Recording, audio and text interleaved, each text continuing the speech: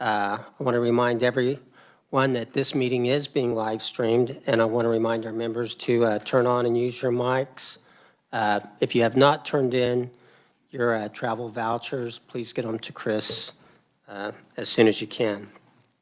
And with that, we are going to start off with the performance audit for our USDs with their accounting, IT security.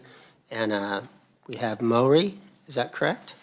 Maury, yeah. Yep, welcome. Yeah. All right, can you hear me? Yep. Okay.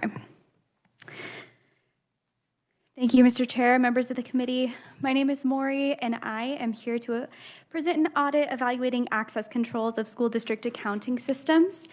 This audit was to answer the following question: do selected school district accounting systems have adequate access security controls? And the short answer to that question is, of the 20 districts that we reviewed, only some had adequate access controls for their accounting systems, and very few had adequate written policies. So let's start with some background about school district accounting systems.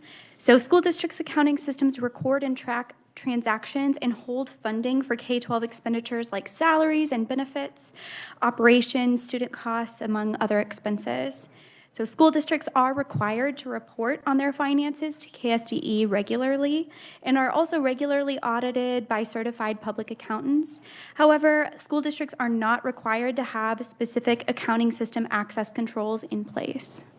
So each school district is responsible for ensuring that their accounting systems have proper controls to safeguard their financial information. These include preventing unauthorized access, things like passwords, and then also limiting access on a need-to-know basis. So inadequate accounting system access controls leave school districts more susceptible to unauthorized access through things like phishing scams, ransomware attacks, and that also leaves them susceptible to fraud. School districts are not required to have any specific set of access controls in place by law or regulation, and there is no specific guidance given to school districts relevant to accounting system access controls. So because of this, school districts are not held to that specific standard for access controls, and therefore we compiled a set of IT security and accounting best practices in order to evaluate school districts in this audit.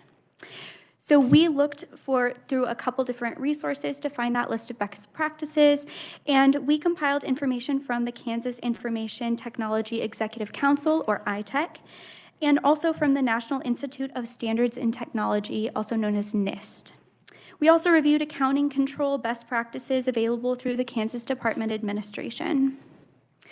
So through this review, we identified 12 access controls that we felt were relevant to accounting system access controls, and these controls fell into 3 main categories, so I'll talk a little bit about each of those. So the first category was account management. These controls protect against unauthorized account creation and modification, and this ensures that only authorized users have access to the system.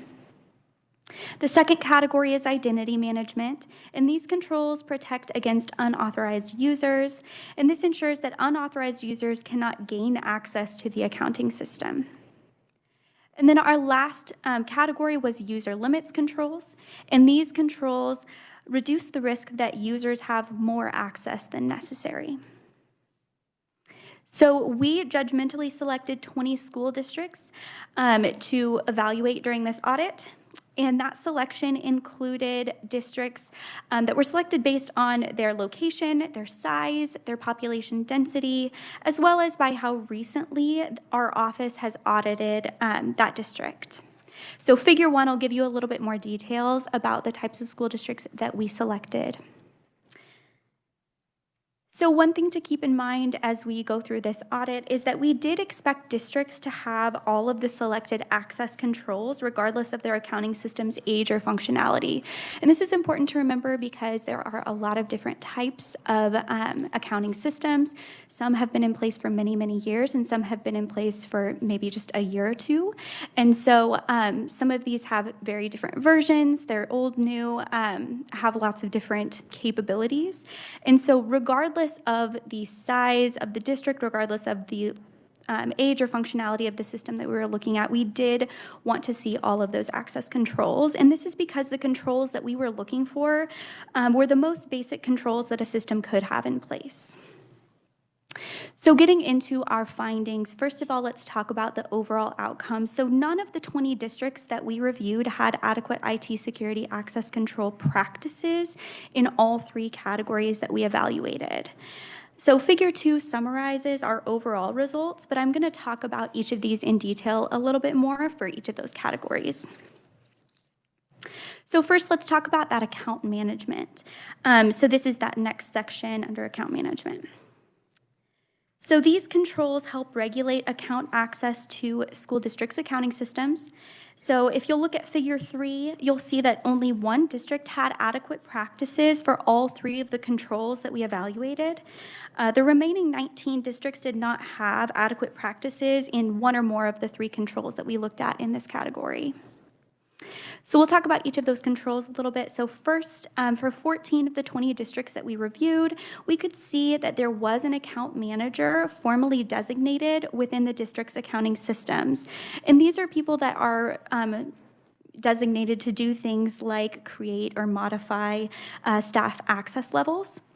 So the 6 remaining districts told us that they informally assign these responsibilities to staff. So they may have somebody that's kind of in charge of this, but there is no documentation to support that these individuals were assigned or performed to the role of account manager. So for the second control in this category, we found that few districts, so 3 of 20, had adequate practices related to formally documenting change requests. So 1 district was able to demonstrate that there is a process that automatically documented change requests. So that was something that was set up within their system. However, in many cases, district officials described kind of an ad hoc process related to request changes. So maybe a phone call, maybe an email would be sent to request those changes. So moving on to the third control in this category, only 1 of the districts had adequate practices to make access changes in a documented and timely manner. So specifically, we were looking for a specific timeline outlined and then also that there was documentation required. Ultimately, we found that most districts didn't have this, and that's because these districts did not have detailed enough timelines for modifying that account access or something to formally document that change. So ultimately, the controls in this area are important because inadequate account management controls may result in staff gaining or keeping access, unauthorized access to that accounting system. So this leaves districts vulnerable to bad actors and the potential for improper account creation or access, whether intentional or unintentional.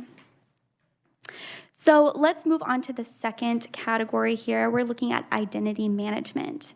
So there were 4 controls in this category, and these controls help protect against the unauthorized use of accounts. So we'll talk about each of those controls individually. So figure 4 shows that only 4 of the districts that we reviewed had adequate practices for all 4 identity management controls that we reviewed.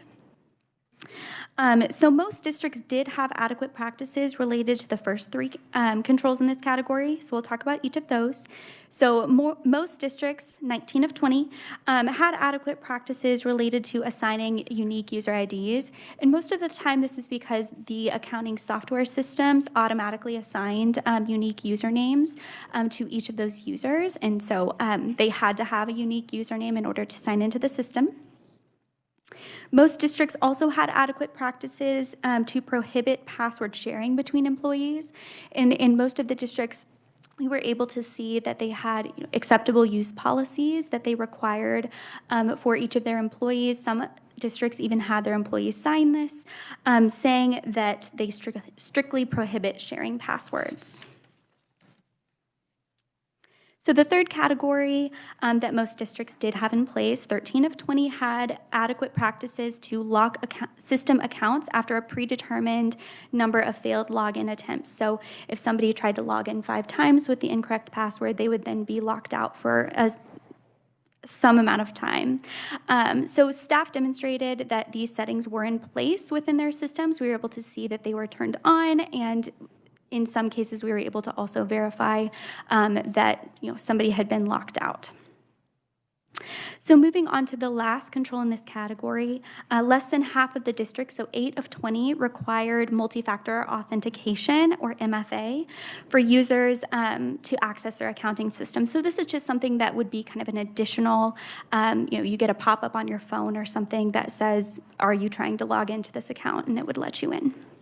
So 8 districts demonstrated that this account or this setting was happening in their accounting system and was turned on. And then some districts also showed us in real time that this popped up when they were trying to sign into their accounting system. However, 12 districts did not have MFA set up within their system. A few districts had MFA set up, but they allowed for staff to bypass that. So for instance, on a trusted device, or maybe for 30 days, 60 days, 90 days, don't ask me again kind of situation. And so there were several districts where we found that MFA was not adequately set up. So it's important for all controls in this category to be in place because identity management controls inherently overlap to minimize the risk of compromise. So, if somebody is able to guess a password, they would also need to have access to your secondary device in order to sign in, if you had MFA activated. So let's move on to that third category, and this is user limits.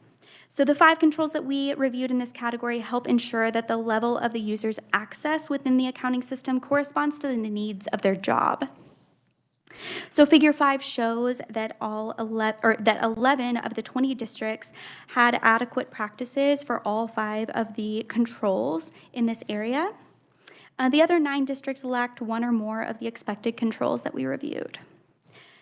So we'll talk about each one of these controls individually. So first, all 20 districts maintained a list of authorized users. A lot of times this is because within the system is able to produce reports that automatically show each user in the system and their level of access. So nearly all districts had adequate practices related to requiring additional approval for high-dollar purchases, assigning users access levels, and ensuring that only authorized personnel could modify data. So let's talk about each of those. So all but one district had practices in place to ensure that high-dollar transactions required additional levels of approval. So we reviewed high-dollar transactions to make sure that there was an extra level of approval there. So for instance, that the superintendent signed off on that, or that the District Board of Education signed off on a large purchase. In most cases, districts had adopted a policy that purchases over $20,000 would require additional board approval. In some districts, there were different levels, maybe $10,000, $15,000, but in general, most districts had a policy in that area. All but 2 districts had practices in place to ensure that employee access levels were based on intended accounting system use. So generally, staff were able to demonstrate that system access was assigned based on job function, or maybe their building code. So for instance, a principal would have access to the accounts that were relevant to their building, but maybe not the accounts that were relevant to other buildings in the district or to the district as a whole. So there were 2 districts that were unable to demonstrate that access levels were based on job function or role. In both of those districts, we found that superintendents were granted broad access to all system accounts despite not requiring this level of access for their job. So all but 2 districts had adequate practices to ensure that only relevant personnel had modification permissions. So generally, districts were able to demonstrate that modification rights were appropriate, but in one district, we found that modification rights were tied to a single desktop computer rather than a specific user. So therefore, if somebody was able to gain access to that computer, we wouldn't know necessarily who made that change within the accounting system because it's not tied to a specific user. In the second district, we found that broad modification rights for all accounts were granted to 5 staff. And so this included building principals, the athletic director, and various different roles that would be able to see accounts that are not necessarily part of their job. So different schools, larger accounts for the entire district.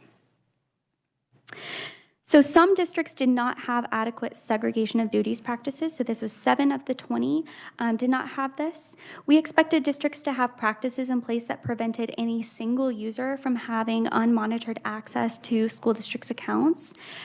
So 13 districts had adequate segregation of duties. In these cases, we could see that no single user had unrestricted access to the accounting system. However, 7 districts did not have adequate segregation of duties. Instead, only one person was able to access and approve the use of school funds. And in most cases, these were smaller school districts with only 1 to 3 system users. So, one person was able to see an account, but there's not somebody else there to be able to see kind of what's happening within that account. So district officials told us that it's often difficult to segregate duties, especially in those districts with 1 to 3 staff members, because there are so few administrative staff. Ultimately, user limit controls help prevent and detect fraud. So a lack of controls in this area creates significant financial risks and leaves a district vulnerable to fraud taking place undetected. So finally, very few of the 20 districts that we reviewed had adequate written policies. So figure 6 shows the districts that had policies in place for the 3 categories that we reviewed. And as you can see, no districts had policies in place for all 3 of those categories. We think that this is important because formal written policies ensure that staff expectations are consistent over time and that they are clear and people know exactly what is expected of them, and that when you have a new board clerk coming in or a new accounting staff person coming in, that their expectations are clear and that they are the same as the person that came before them and the person that comes after. In terms of overall themes, we did find that smaller school districts tended to lack more access controls for their accounting systems, but all districts could benefit from more formalized policies. In this audit, we had 2 recommendations, one for the Kansas Department of Education and then one for our selected school districts. And both of those were related to providing guidance from the Kansas Department of Education, but then implementing practices and written policies for the 3 areas that we reviewed in this audit: account management, identity management, and user limits. In general, the agency and the selected school districts did agree with our recommendations and agreed to make changes based on those recommendations. A few districts did tell us that they had accounting system controls in place, but those were not necessarily documented, were a little bit more informal. And so we just wanted to note that that was something that we found through our process. With that, I am open to questions. Does anybody have any questions for Maury? Senator Thompson. Thank you, Mr. Chair. Thanks, Maury. One question on the account management where it talks about change requests. Mm-hmm. Is that change request a change of people who have access? I'm just curious of what exactly that change request means. So there are several, I guess a couple different things that this could mean. So this could mean, a new staff member comes in and needs access to the accounting system. And so getting set up within that and, being assigned your access level, that kind of thing, and your permissions. And then also say somebody changes a role is already a staff member but changes their role. So modifying that access and making sure that they have the correct access that they need. And then also when somebody leaves the school district and needs their account, to be terminated and their access to be removed. So anytime something like that is happening, we would expect that to see, documentation of, hey, this person is authorized to say that this person has access or needs their access modified or taken away. And so we would expect to see documentation there from authorized personnel.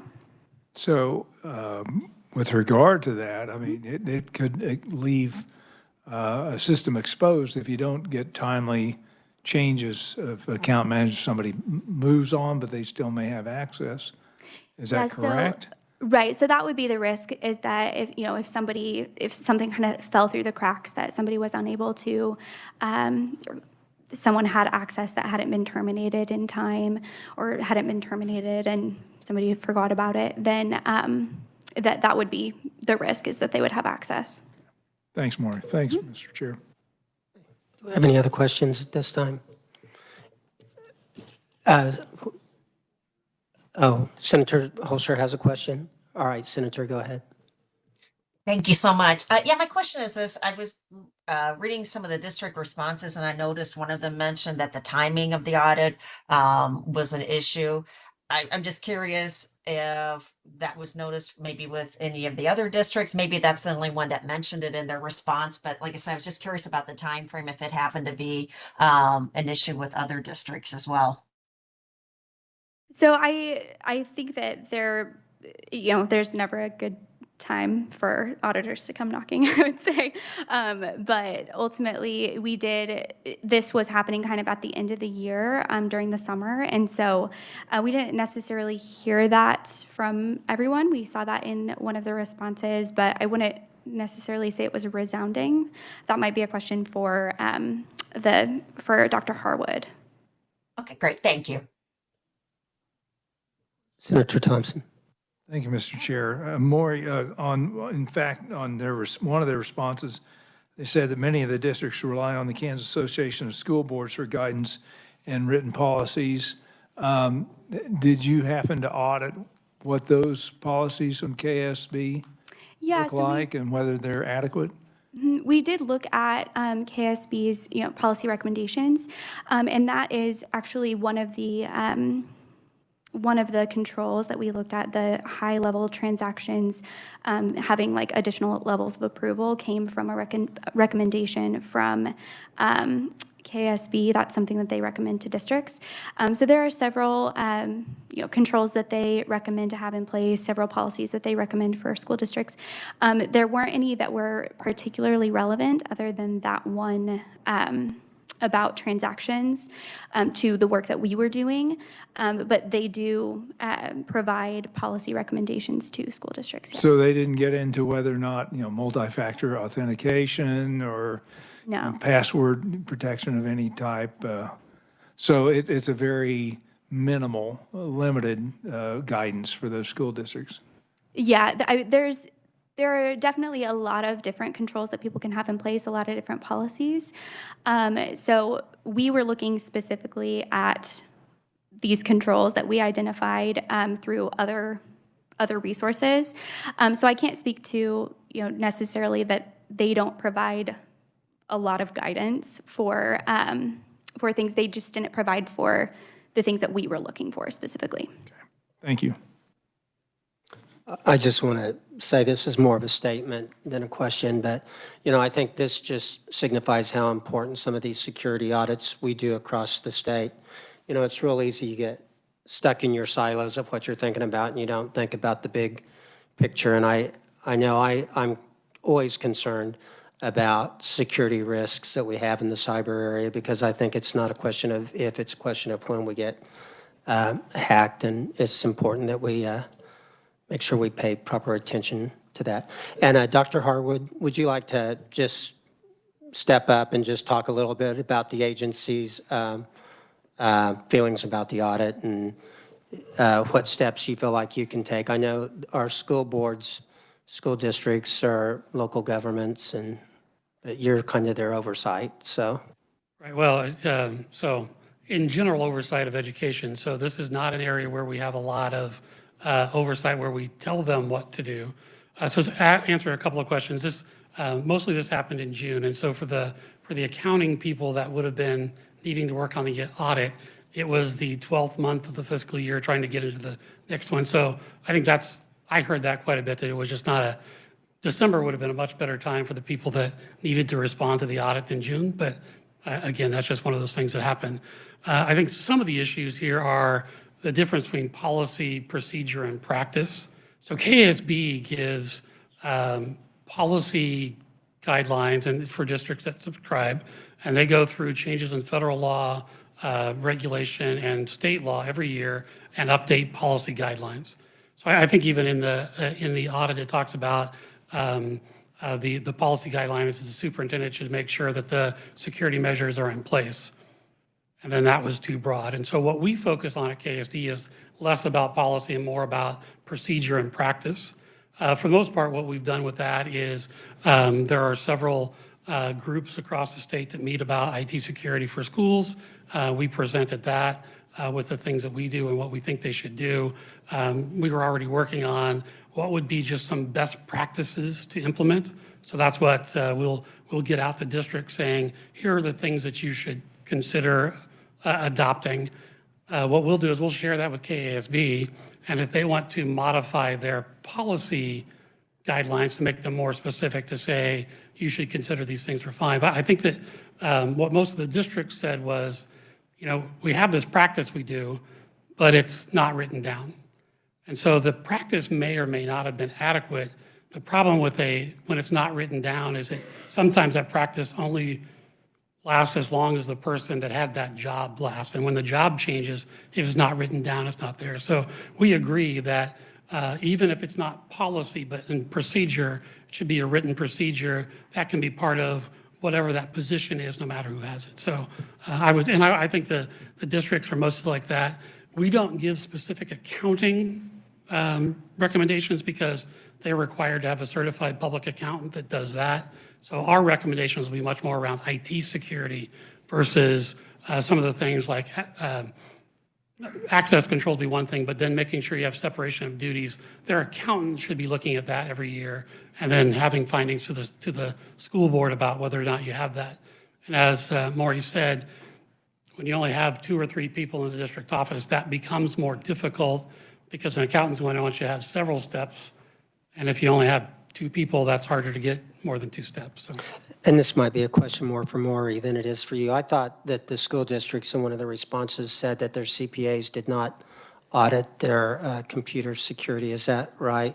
I would say that could be true. So that's kind of the disconnect in these 2 sides of this is that the auditor, their CPA should be looking at, do you have, so they would be looking at who gets to sign off on things and are the change processes in place. They probably did not look at multi-factor authentication and who was your account manager. And those are the kinds of things that we can give them guidance on, but we wouldn't get into the idea of, are your accounting procedures adequate? Because again, that's why they have a CPA that does it.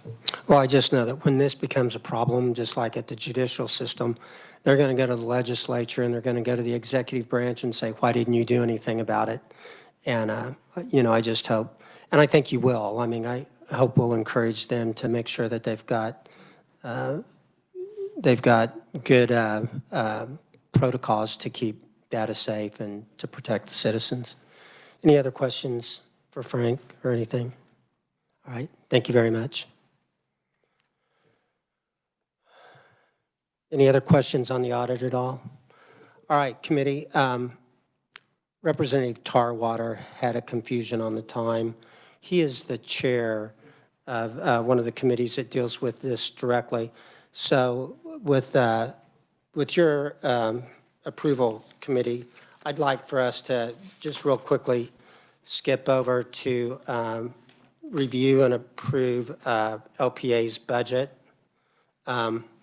I would do one of the others, but I know we have the next thing on the agenda after that is a executive session one, and I want to be respectful for the Department of Revenue's time. So does anybody have any objection to moving around a little bit on the agenda and doing the review and approve LPA's budget? He is coming. He said he was 10 minutes out a few minutes ago. And so he'll probably walk in the door about the time you get started. So everybody, let's move to the, I'm trying to find that tab. What tab is that, Chris? Is it tab A? Yes, tab A. Oh, and then that's just exactly what I said. Wait. What's everybody want to do? Do we want to go ahead with the next audit, or do we want to make Chris go ahead and do the budget? All right, Senator Petty says let's go ahead and do the budget. Okay. Yeah, give him a chance to get settled in. All right. Thank you, Chris. I know this was kind of a surprise. Sorry about that. No worries. Members of the committee, please turn to tab A. There's a little memo there with a table on the back. State law requires me to submit our division's budget to the post-audit committee for approval. First, the executive subcommittee reviews and approves the budget, which happened last week. So now it's on to the full committee for review and approval. And then after this, it goes to the LCC, and then it goes to the House and Senate appropriate budget committees. So real quick, that table on the second page shows our budget revision and request. Our revised 2026 budget is within our appropriation and allows us to fully staff our agency.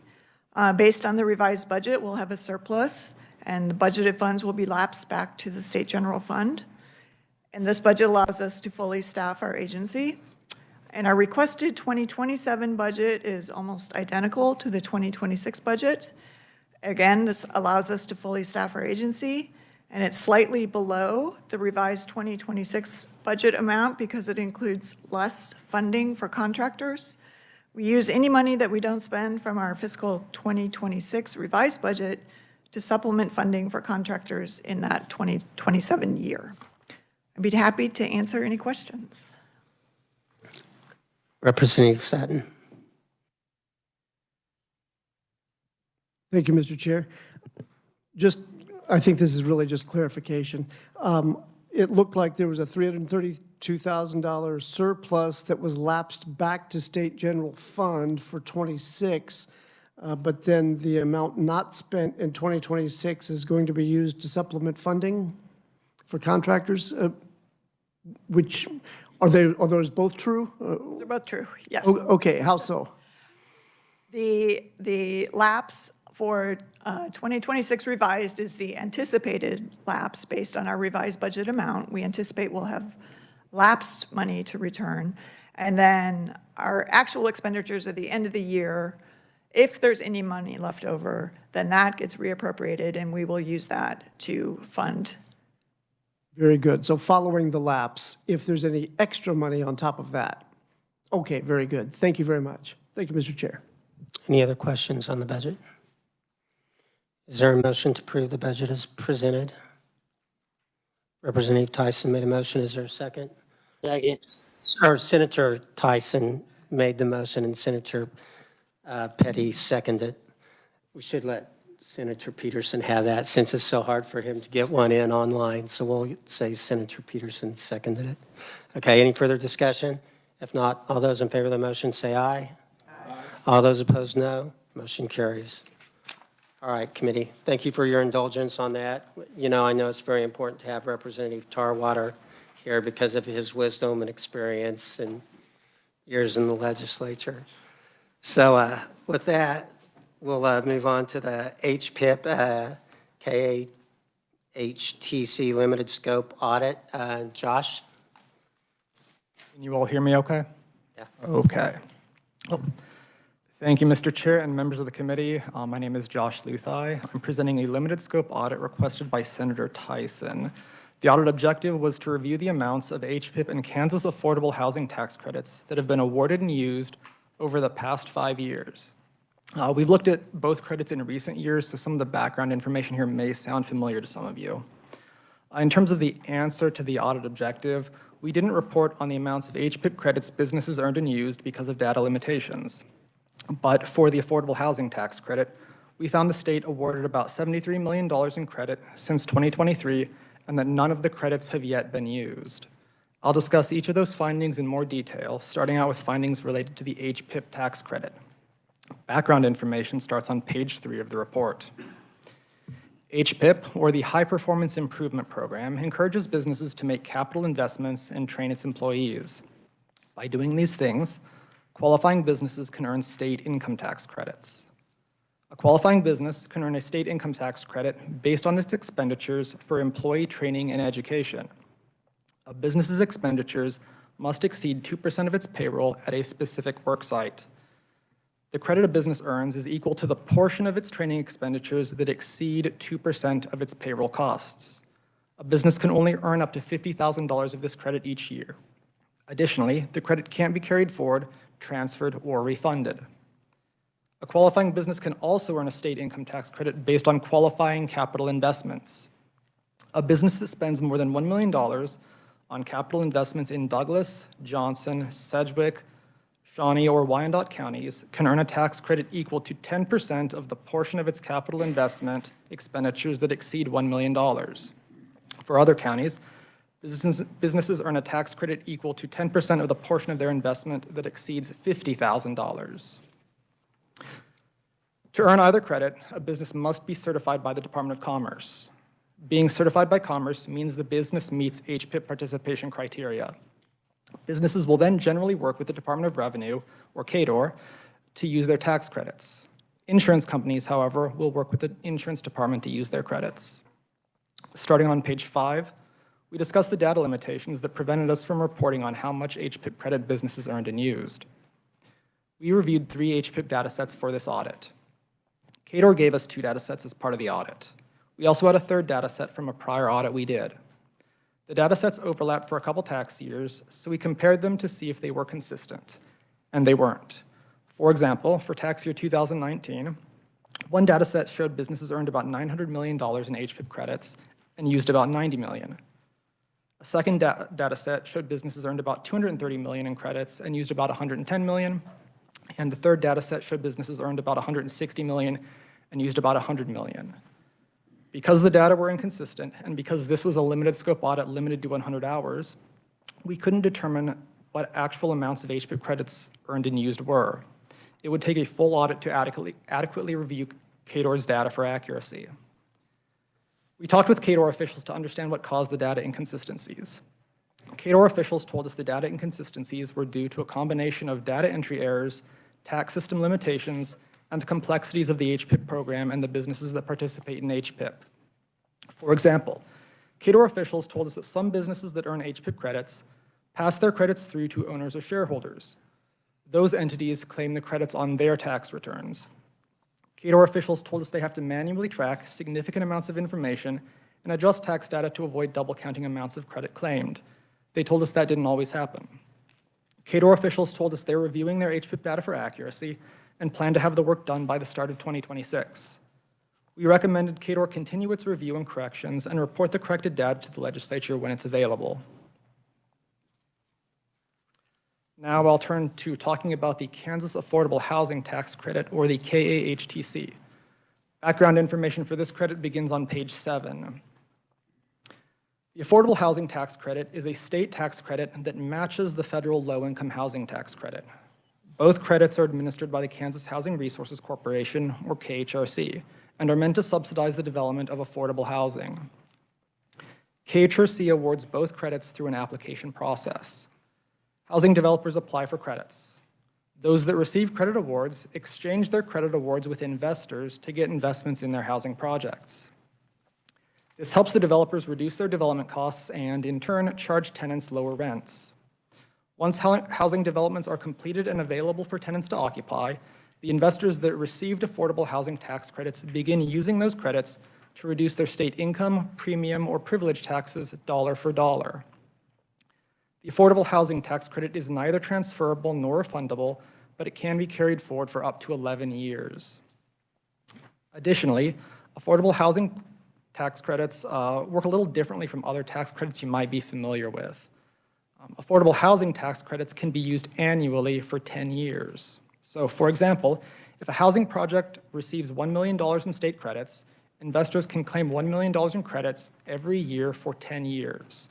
This means that a $1 million award could result in $10 million in foregone tax revenues over 10 years.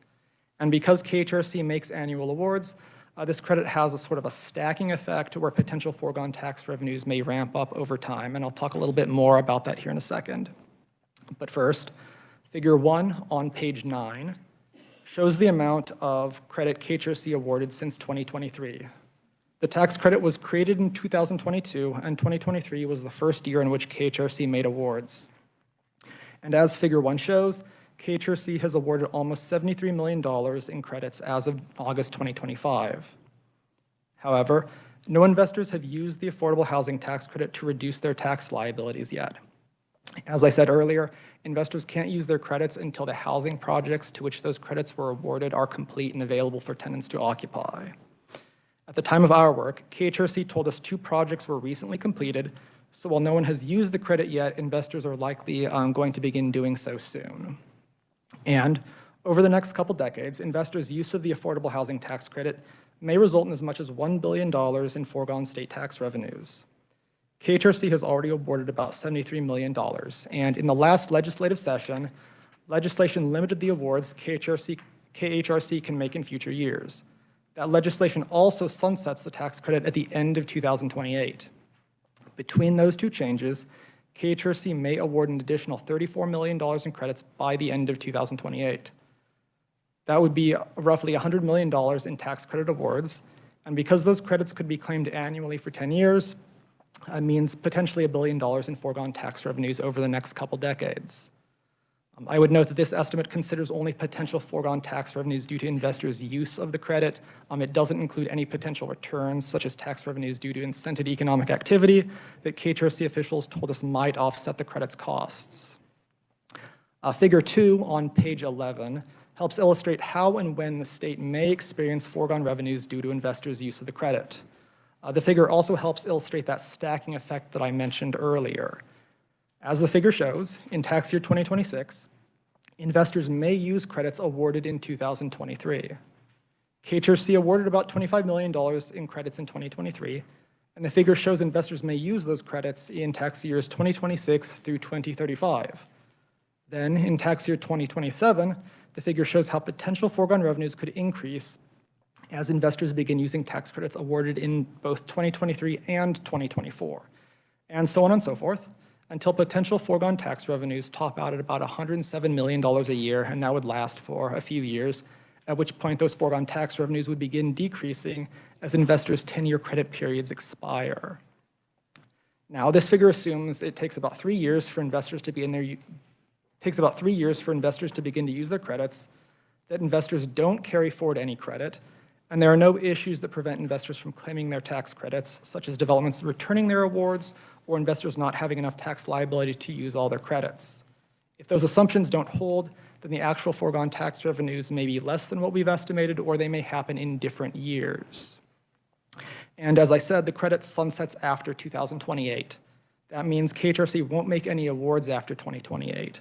But investors that previously received credits up to that point will continue to claim those credits.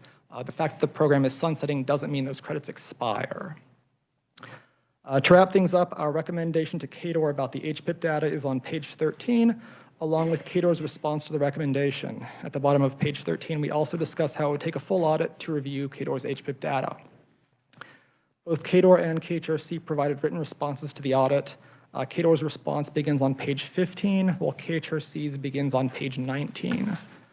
Finally, Appendix A, which begins on page 23, shows all the housing development projects to which KHRC has made affordable housing tax credit awards. That concludes my presentation, and I would be happy to stand for questions.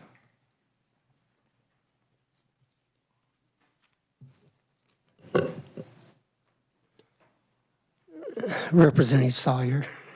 Thank you, Mr. Chairman. Okay, can you explain these three different data sets that are, why there are three different, and what, just explain them a little further? Right, so the first one that we talk about in the report that talks about $900 million in HPIP credit, that one we obtained as part of an audit that we did in 2023, looking at Commerce's EcoDevo programs. So that was sort of our point of comparison to check the data we got for this audit. Okay. KDOR then provided two subsequent data sets for this audit. Those are the second and third bullets on page 5. The data in the second bullet, KDOR told us it didn't include the training and education tax credit, but that they had corrected some double counting errors from the prior data set that we had gotten in that first bullet. And then when they included the training and investment tax credit in the third data set, they also identified some additional double counting issues that they removed or resolved, thus resulting in a net decrease in amounts of credit used, both earned and used. So it sounds like they're saying the third set is probably what they assume to be the correct set? KDOR believes the third data set to be the correct set. We simply could not verify that as part of this audit. Okay. Now, did you, based on that third set, do we know how much unearned or how much earned HPIP is out there that hasn't been used yet? We do not know how much is out there that hasn't been used. That's that carried forward amount. Kador may be able to speak to this in more detail, but the bottom line there is they have to track that for 16 years and potentially more. They use a series of manual spreadsheets to track all that information. I think that's important information for us to know as we deal with the budget in the future and deal with tax policy. All right, thank you. So just to be clear, so they gave you the first data set, then they said the second data set, which is less, did not include the training and education, is that right? And then they came in and said that the third data set, at the current time, that's the one that they believe is closest to reality? That's correct. Okay. Senator Tyson? Thank you, Mr. Chairman. Thank you, Josh, for your work on this. And I'm sure we'll have some questions for the department. I agree with Representative Sawyer. This is critical. That's part of the reason I requested the audit, is because we really don't know what we're handing out on one hand, what the state's obligated for, and we need to get a good picture of this. I'm curious, since I combined the two audits, that was probably, I didn't realize you would need more time on this. Would you have been able to answer some of the questions that you did not have enough time on if we would have had just, would you need another 100 hours or would you need a full scope audit in order to address the recommendation that you had started to We would need in the back of the document? We would need a full scope audit to do that. The HPIP program is very complicated. Kador has a lot of complicated data, and it's simply not something that we could untangle in 100 hours. Okay, if I may, Mr. Chairman, I think what we'll do is hear from the department, and we are not requesting, the problem is, this is very important data that we need quickly. I don't think we're going to be able to get that. So we can digest what we hear today and decide whether we move forward with another audit in the future, maybe. Right, and I do think the agency is working on figuring out what the real numbers are. I don't know if that's going to shed any light or how much. Sometimes it makes me wonder if this program's not so complicated to do this. It's like, yeah, maybe there's a better way to do what we're trying to do that's not so complicated. And by the way, let's stay on HPIP right now, and we'll get the agency up to talk about it, unless you've got a question for Josh right now. Did you have one?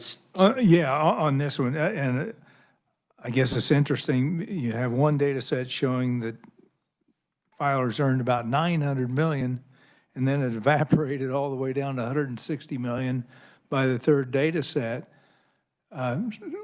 Am I incorrect in assuming that 900 million could be floating around out there in this program? Because that's, how do you come up with that without, you can't just explain that away. So just again, to be clear, we didn't review any of Kador's very detailed data, so relying on what they explained to us. But with that first data set that we got as part of a prior audit, when we were working with Kador, they told us that that probably double counted some data and that it also probably included amounts that businesses had carried forward from prior years. That is, it included not just credit they earned in that tax year, but also credit they had available from prior years. Okay. So it's possible they had a lot of money to use, just not all money they earned in that year. Does that make sense? Yeah, I understand that. One quick follow-up. It said that HPIP is non-transferable, but yet in some cases, businesses that earned the HPIP then passed it on to their shareholders or a parent company. Did I understand you correctly in saying that? So first, if I said HPIP is not transferable, I misspoke. The capital investment tax credit became transferable for projects placed into service after, I believe, January 1, 2021. Businesses can transfer up to 50% of that in a single tax year. But generally speaking, with regard to, I think, the question you're asking is, according to Kador, businesses pass through their tax credits, in some cases to their owners or shareholders. So for example, if you're an LLC, you might be a pass-through entity. As the owner of the LLC, you would be the one who claims the tax credits on your tax returns. So, yeah, being a pass-through corporation, I guess that makes it even more difficult to track because you're awarding that HPIP based on Joe's garage, but then it ended up being, somebody else's corporation that ends up with the tax credit, which makes it even more confusing to me. And that's one of the things KDOR told us about. They said, you know, some of these businesses, they have a ton of shareholders, their shareholders have shareholders, and it turns into basically a big mess. So I think from KDOR's perspective, probably it's very difficult to track the data. Thank you, Mr. Chair. Senator Petty. I just wanted to confirm, so as we were looking at this report and the information that you provided, so there are, is this right, 67 projects? This is for the affordable housing tax credit. Right, for the affordable housing tax credit, and that's going to, that's coming with 5,600 housing units, is that correct? Yes, that would be correct. Thank you. Yeah, and let's stay on HPIP real quick, and then we'll get into the affordable tax credits, kind of try to bifurcate them if we can. So is there any further questions for Josh? If not, would somebody, Representative Tarwa. Thank you, Mr. Chairman. So you've got one department that's issuing the tax credit and one that's collecting it or honoring it. And they can carry it forward for a certain amount of time, and they can be transferable. So it's almost untrackable, and it's a mess. Did you get from the Department of Commerce how many credits were actually issued in each year versus collected? We didn't work with Commerce much on this particular audit, and that's because they don't award HPIP credits. So the KAHTC, for example, that's a case where KHRC is awarding set amounts of credits. With HPIP, businesses apply to Commerce, and Commerce says, yes, you meet participation criteria. They don't award any credits at that point.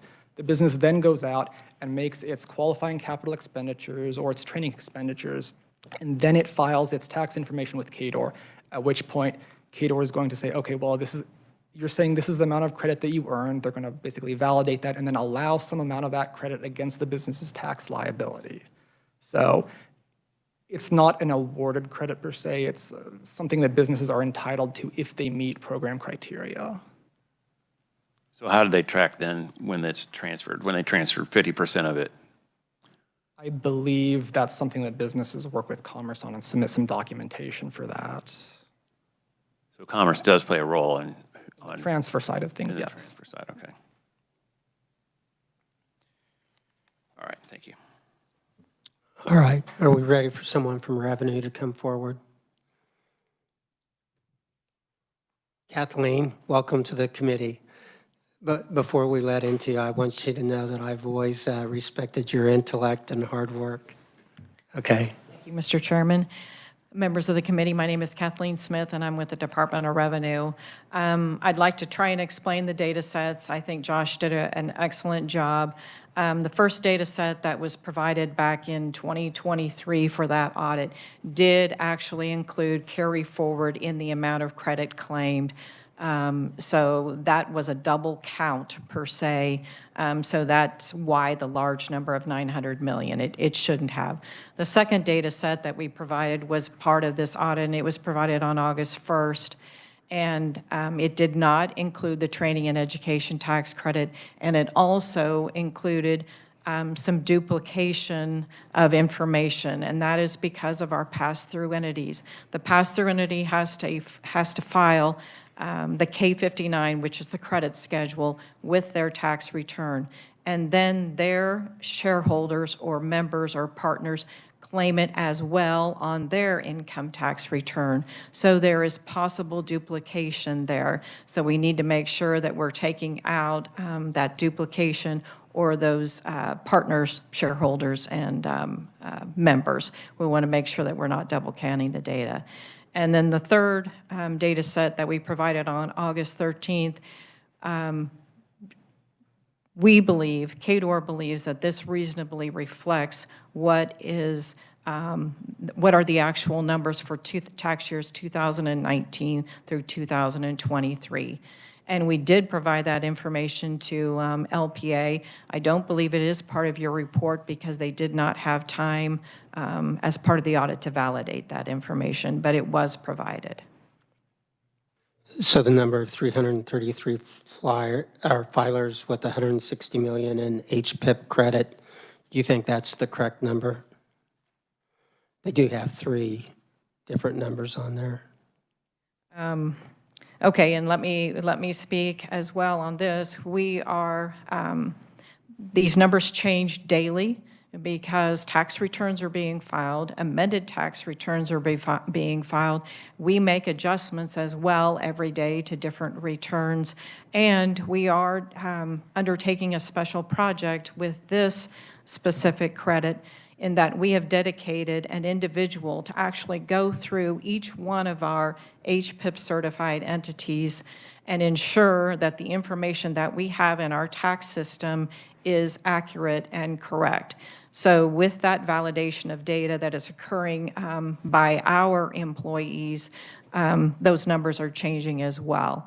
So I think that what I have at this point is for tax year 23, I have around 154.7 million in total credit claimed, which includes both the investment credit and the training and education tax credit, and 115.1 million in total credit allowed, which means that is the amount that was allowed against the actual tax liability in tax year 23 for this HPIP credit. Senator Tyson. Thank you, Mr. Chairman. Thank you, Kathleen. Thanks for your work on this. I know it kind of demonstrates a few holes that we have as tracking these things and keeping where we're at, not just the department, but also the legislature when we put these things into place. I would ask that you email those numbers to the committee so they can be distributed. And I know that you're looking for an update in possibly December, January timeframe before we start session? That is correct, Senator. With this individual that we have designated to work on this information, trying to get the data as accurate and as complete as we can have it, our goal is to have that completed by the beginning of this next calendar year. So we're hoping to have something in January of 2026. Data that you can rely on that is accurate and complete for the HPIP program. Senator Tyson. Thank you, Mr. Chairman.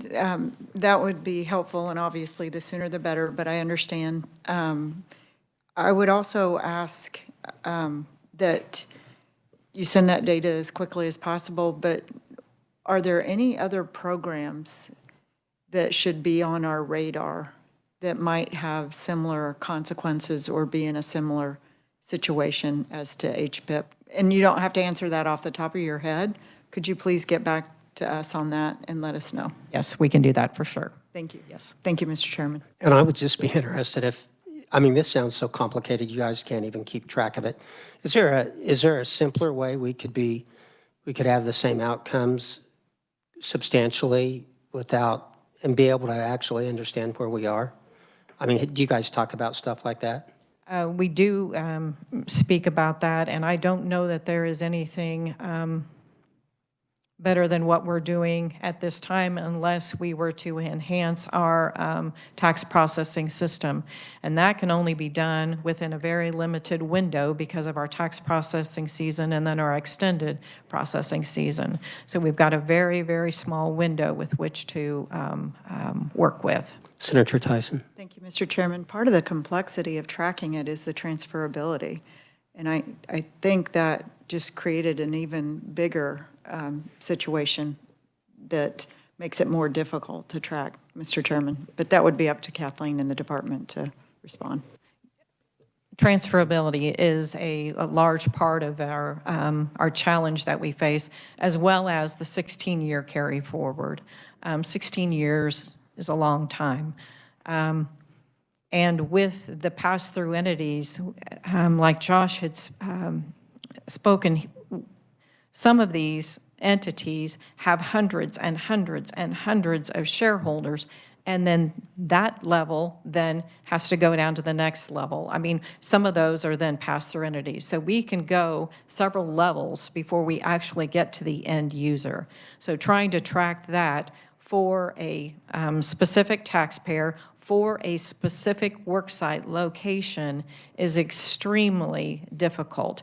And then with those pass-through entities, the owners change from year to year. So we're having to,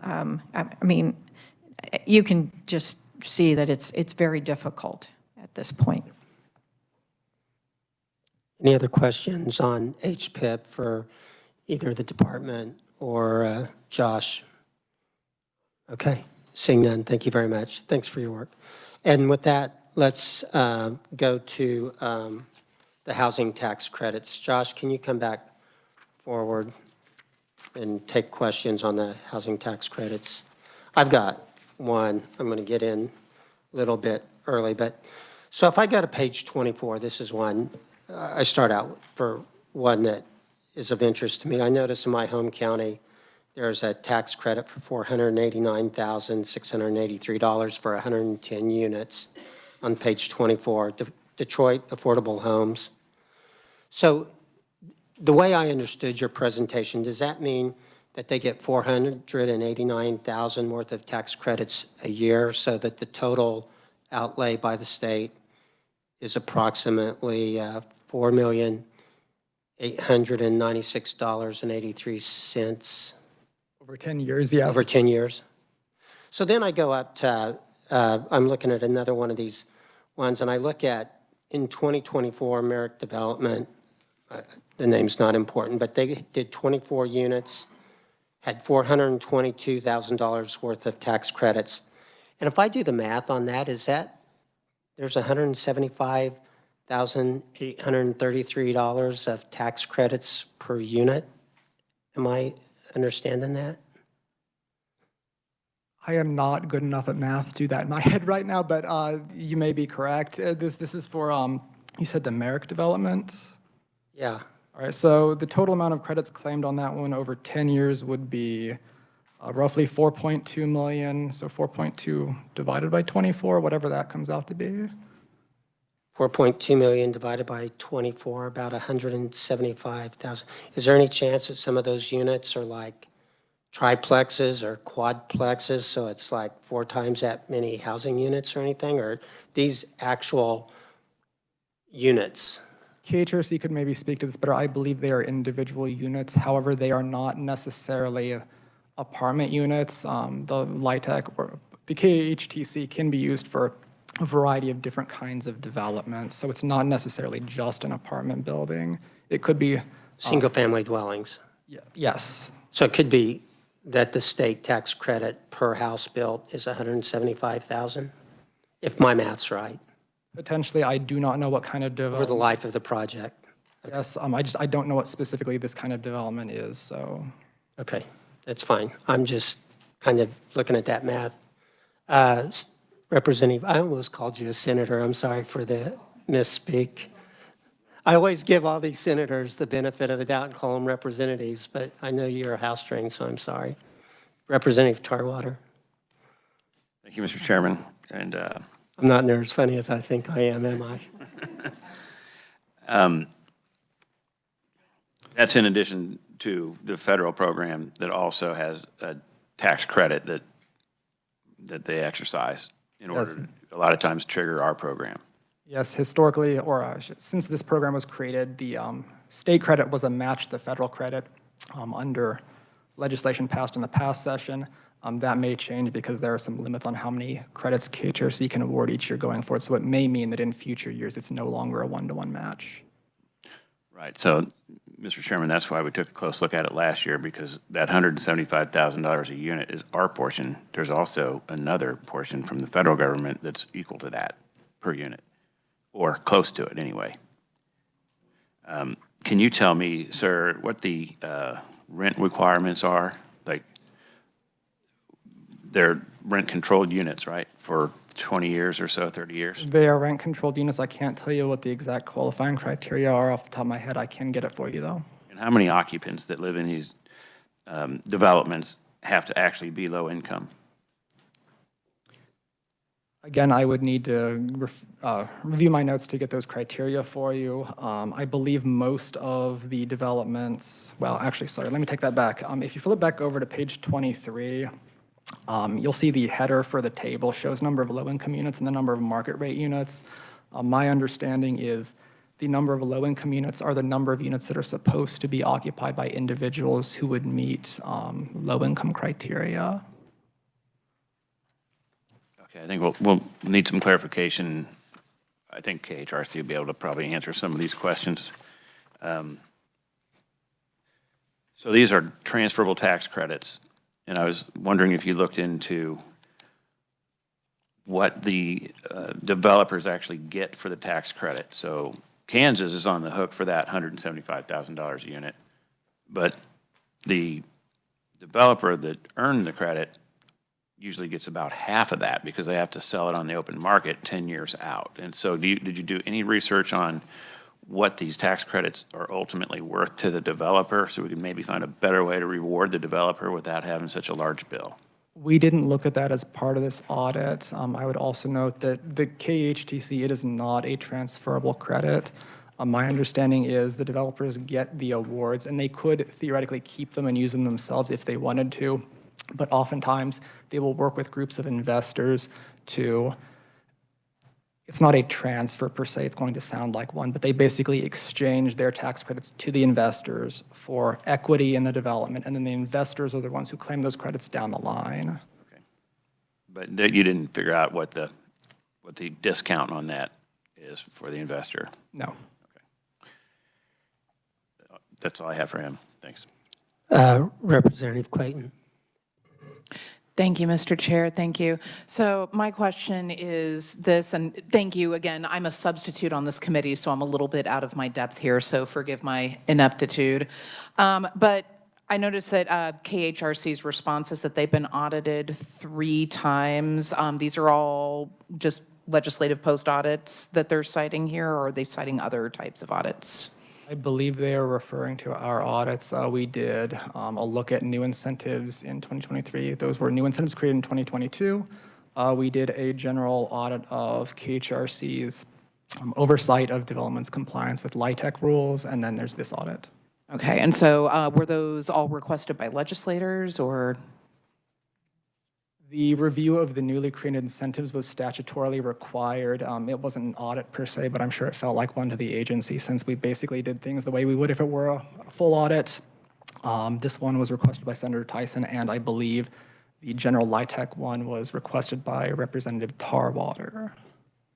Thank you. Senator Tyson. Thank you, Mr. Chairman. A couple of questions on page 11.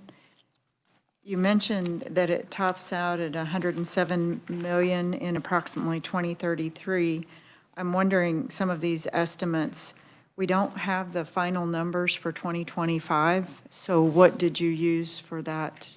So in this figure, we assumed that KHRC would award the maximum amount of credits allowable each year. There's a cap on the amount of credits they can award this year, so that's how we did that. There wasn't a cap on 2025, if I remember correctly, only on going forward in the next 3 years, 26, 27, and 28. I can double check on that for the committee. But Yeah, if you would double check. I'm pretty sure there wasn't no cap for this year.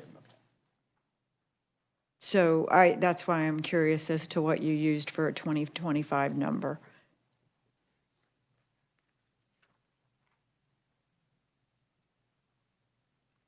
You can get back to us on that, but I would like to know because I understand you said top out, but that may not be the case if there was no cap or limit on the 2025 awards.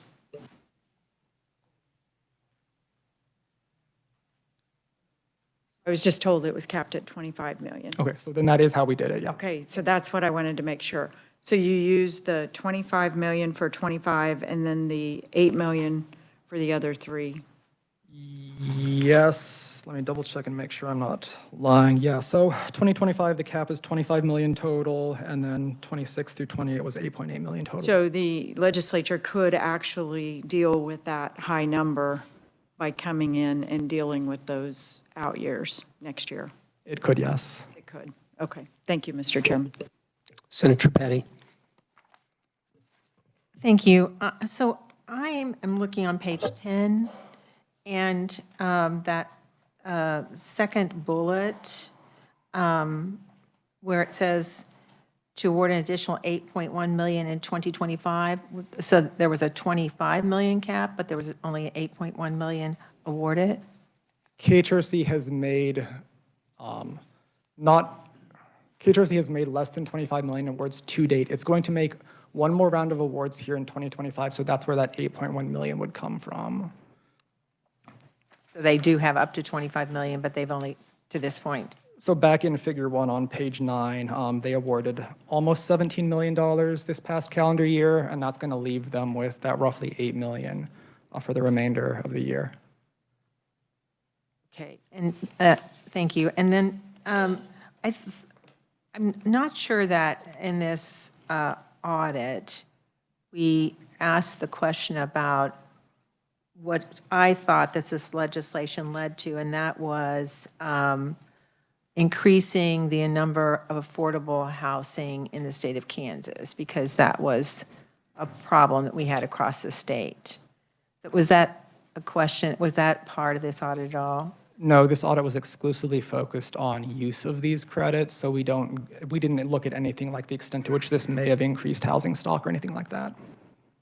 I was looking at numbers, I think that you did provide, and that in 2022, before this program, there were only 491 homes, and now there's 5,742.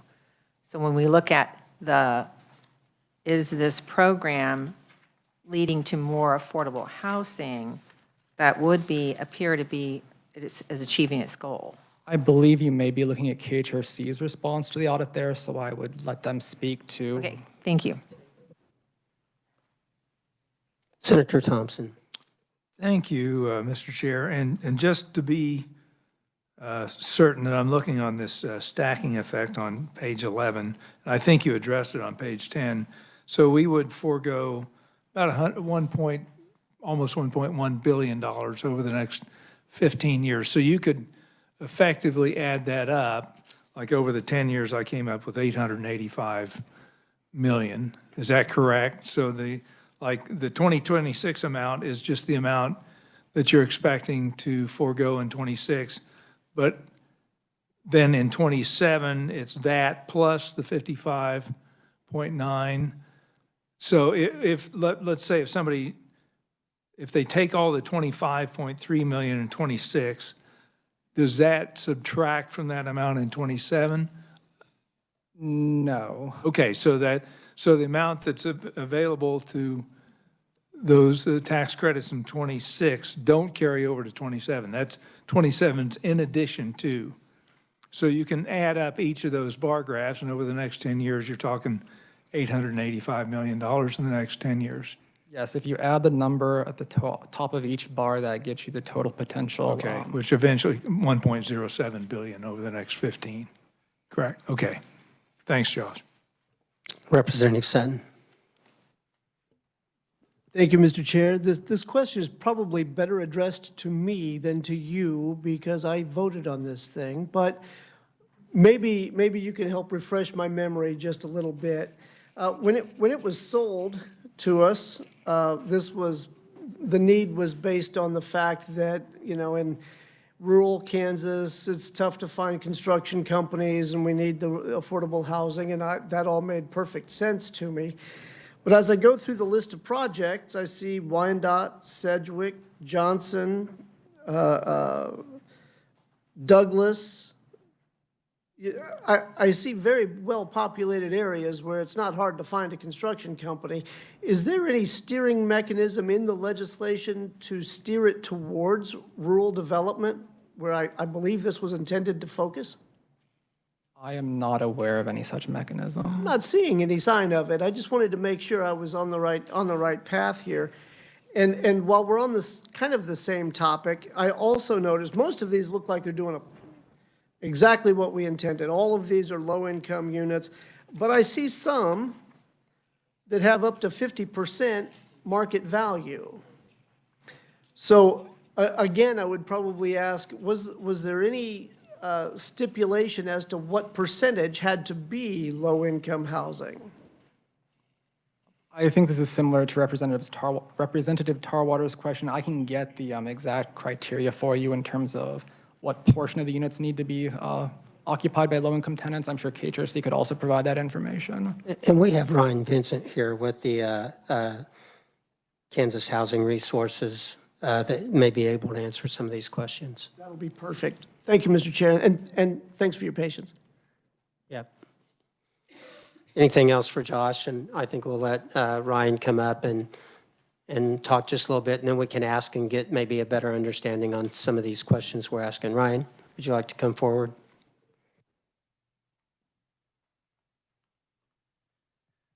Good afternoon, Mr. Chairman, members of the committee. This is on, right? First of all, kudos to Josh for fielding a lot of difficult questions, to Kristen, to the entire LPA team. You've got a good crew doing these audits. We've become quite acquainted the last couple of years, and they ask good questions, but sometimes the answers that they get ultimately are because of the questions asked. And that's why it's important that we have a conversation about the full picture, and that's really what our response to this audit at Kansas Housing is based on. It's the idea that, yes, there are foregone tax revenues from a complex program that was started by President Reagan 40 years ago, an existing successful program that is supported by all 6 of our congressional members of both parties.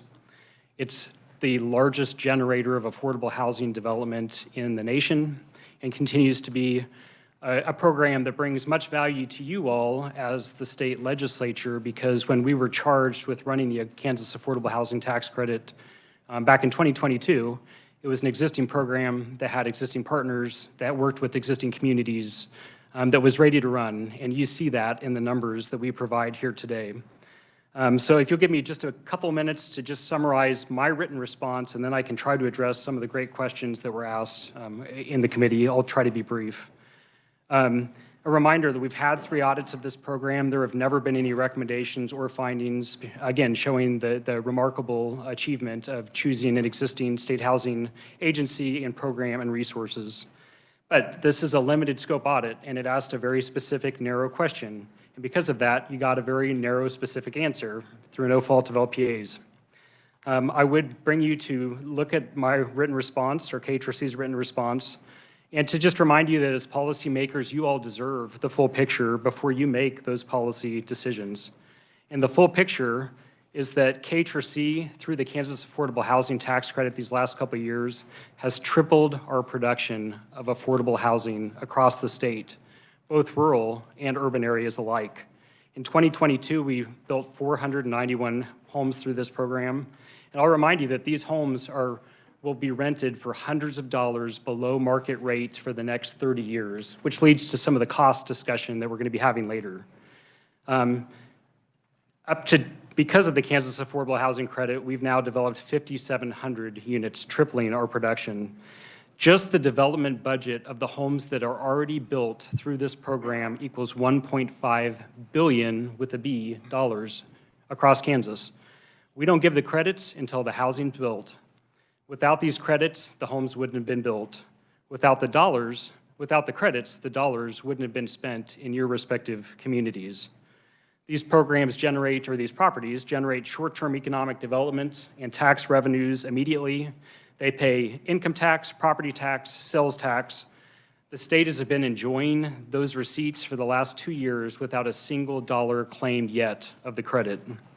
Not only the short term, but the long term. The state benefits from the long-term economic development of the housing. I know I worked with Chairman Tarwater, and he became very acquainted with me last year and a couple of years through some different committee hearings. I think there were something like 40 opponents to the bill that tried to put a cap last year on the credit.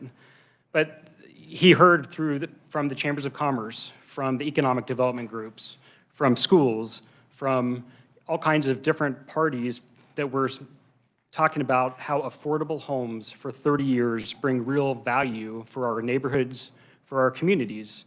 They allow employers to expand. They allow for economic development, for downtown revitalization. They've allowed us to touch, this credit has allowed us to touch so many more counties. Going back to Representative Sutton's question, In 2022, we were able to finance developments in 9 counties through this program. Those 9 counties were very appreciative. Since the Kansas Affordable Housing Tax Credit, we've been able to touch 27 counties. And if you look at the map towards the back in KHRC's response, you can see we've been able to touch much smaller communities because the affordability gap is so difficult in those rural areas, going back to some of that testimony that the representative had mentioned when this was originally passed.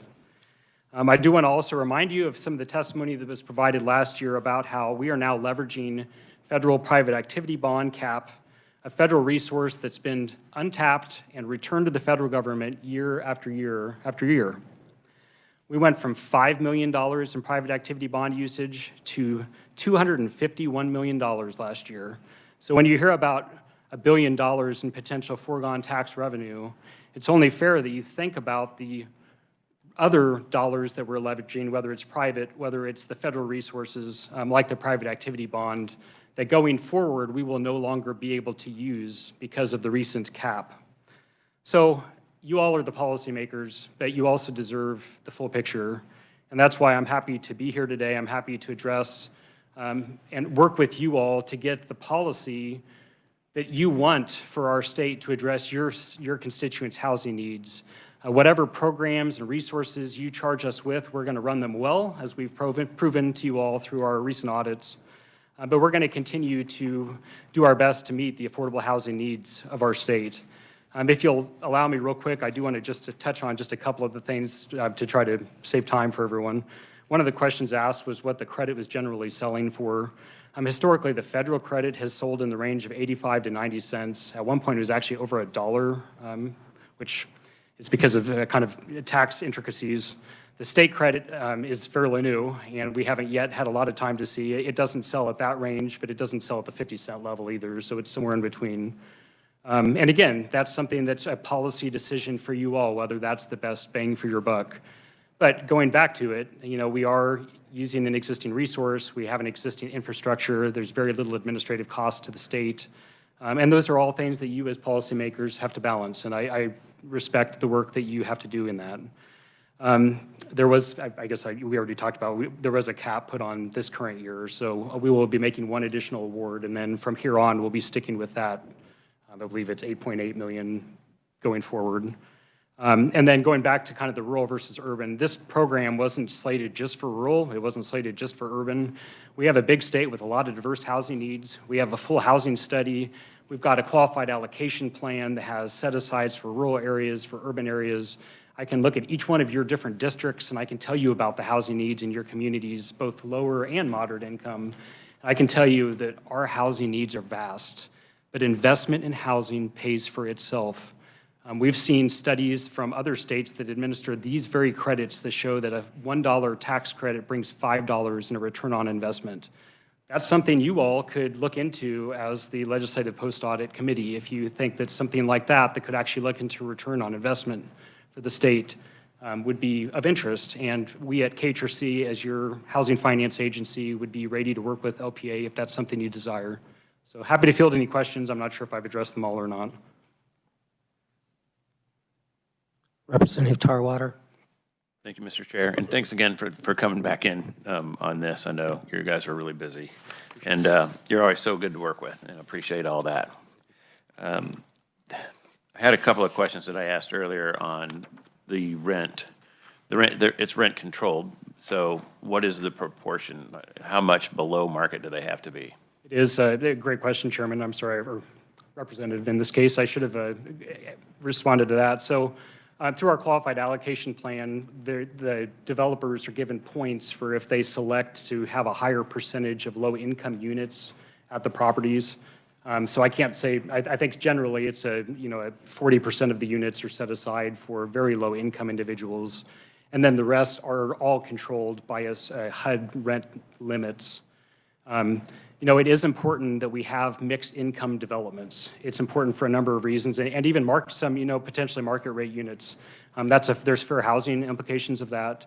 We know that our lower income Kansans succeed better if they're around people of all different income ranges and have opportunities to succeed. So that's something that we, as your Housing Finance Agency, are going to make sure that we're taking into consideration, as well as applicable federal laws. And of course, the IRS regulations that are pretty strenuous with this particular program. So the numbers that we have here that are in the back, there are a lot of them that have zeros on market rate. Are these contracts that you sign with the developers where, for example, on page 23, the top one, 88 low-income units, no market rate units, they have to have all 88 units filled with rent-controlled and no market value. No one's going to pay market rate. So another thoughtful question, and there may actually be a third tier of that. So market rate would be truly no subsidy whatsoever. And then, the development may select to have a certain percentage, say 40% of them at very low income individuals. And then the rest maybe have to just keep their rents below the HUD rent limits. I will say that particular development is an example. That's a Section 8 property. So those are all very low income individuals that likely receive a Section 8 subsidy. Okay, so in addition to building these units and paying for them with taxpayer dollars, we're also having people live there that are using tax dollars to pay the rent that's lower. It depends on the particular development. I'll tell you that there are people of every different need. We serve a lot of individuals with disabilities. We just made a recent award to the Cerebral Palsy Foundation down in Wichita as an example. These are folks that have significant needs, and because of that, they require significant resource. But yet again, if we can address and provide safe, affordable housing that's stable, a place where people can get services, it may actually be lower cost to the state than having no services, having no permanent residency. There was just a recent article in the Lawrence Journal World that for every person that was unhoused, it cost about $15,000 in emergency services per individual. So we're going to pay it one way or the other. We'd prefer doing it through a mechanized system that has oversight, that ensures quality homes. And again, that's ultimately a policy decision for you all. I would just like somebody to do the math for me on what one unit would cost, and then for the 30 years of also the government paying rent for that one unit's going to cost over $1 million. But that's a whole different subject. You made a statement in your opening monologue that we can no longer participate in the federal grants because of the changes we made. I was unaware that the federal program had required any kind of a match from the state. We just don't use it. The builders just don't use it, or say they are not going to use it because they don't get the state money anymore, so they're going to go build somewhere else where someone else is willing to pay them taxpayer dollars to build. So just to clarify, Representative, so we have got a couple different programs. We have the federal low-income housing tax credit. We have the state match that we're talking about here today. And then we have a third pot of funds that's really the private activity bonds, which is a resource available to all states that they use for a variety of different purposes, including housing. Historically, that private activity bond usage has been virtually nothing because of the economics. We just couldn't make it work. Because of the state affordable housing tax credit, we were able to fill the gap enough to be able to then leverage that federal resource that had been returned year after year after year.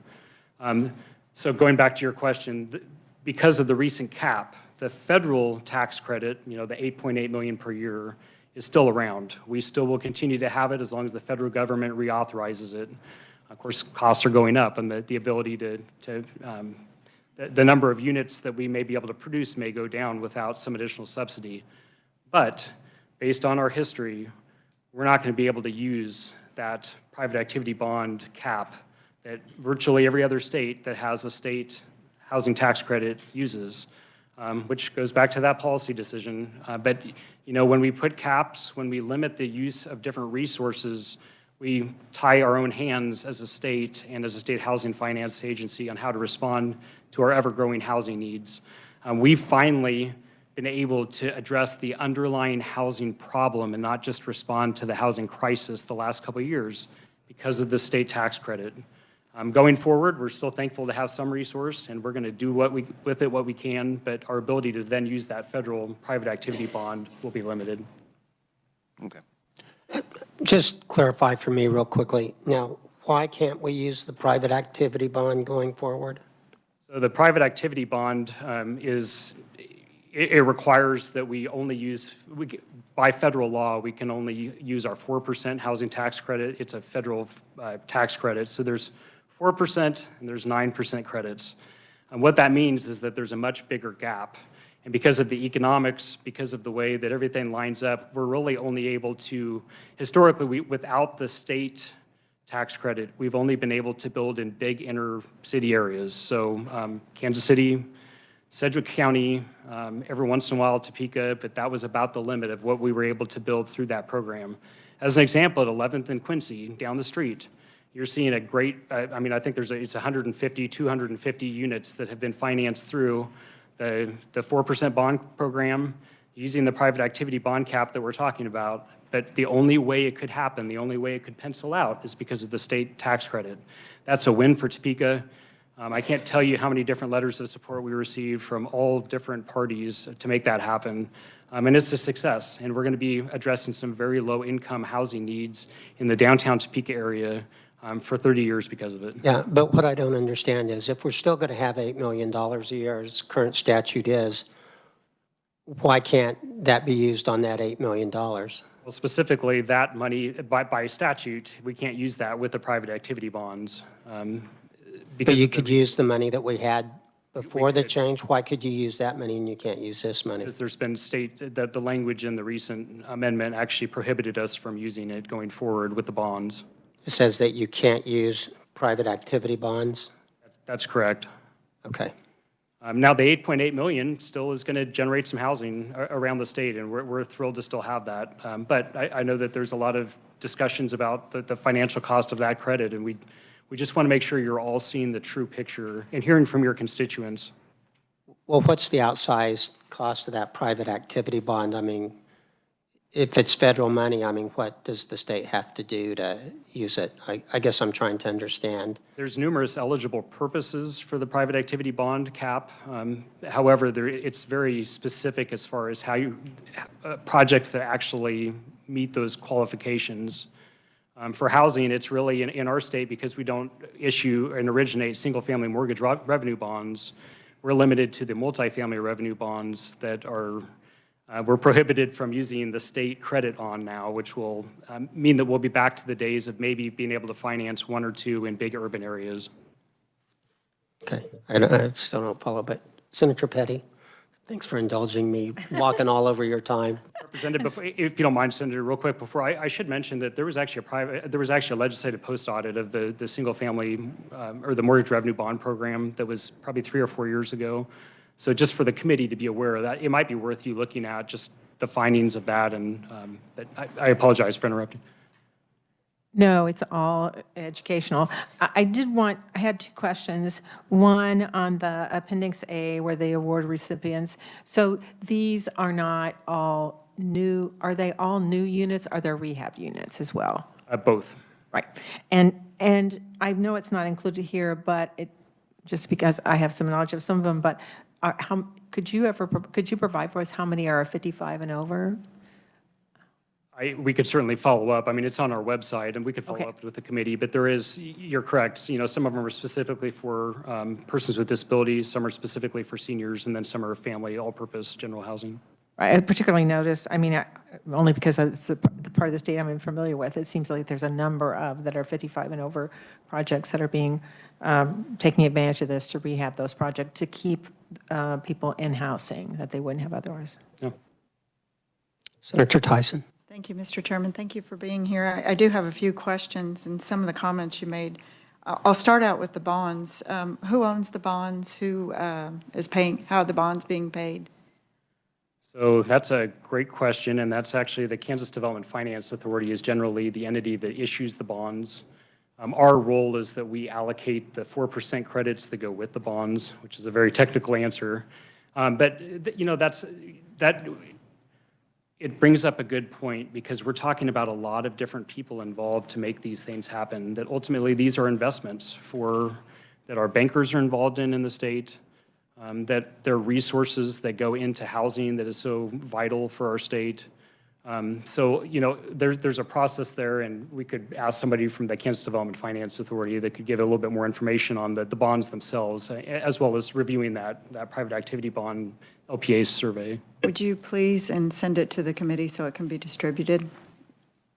Yes, I'd like to have more information on that. Also, you've made a couple of comments about our constituents and hearing in these programs. Well, I happened to be at a function and a reporter was sitting across to me and telling him about a home that's being built in that area, and it's sitting empty. They can't sell it, they can't rent it. It's one of the few rural communities out here, and they're really upset because of all the tax money that was used to build that, and it wasn't even a need for that area. So yes, we are hearing from our constituents, and it's not all positive, as you were.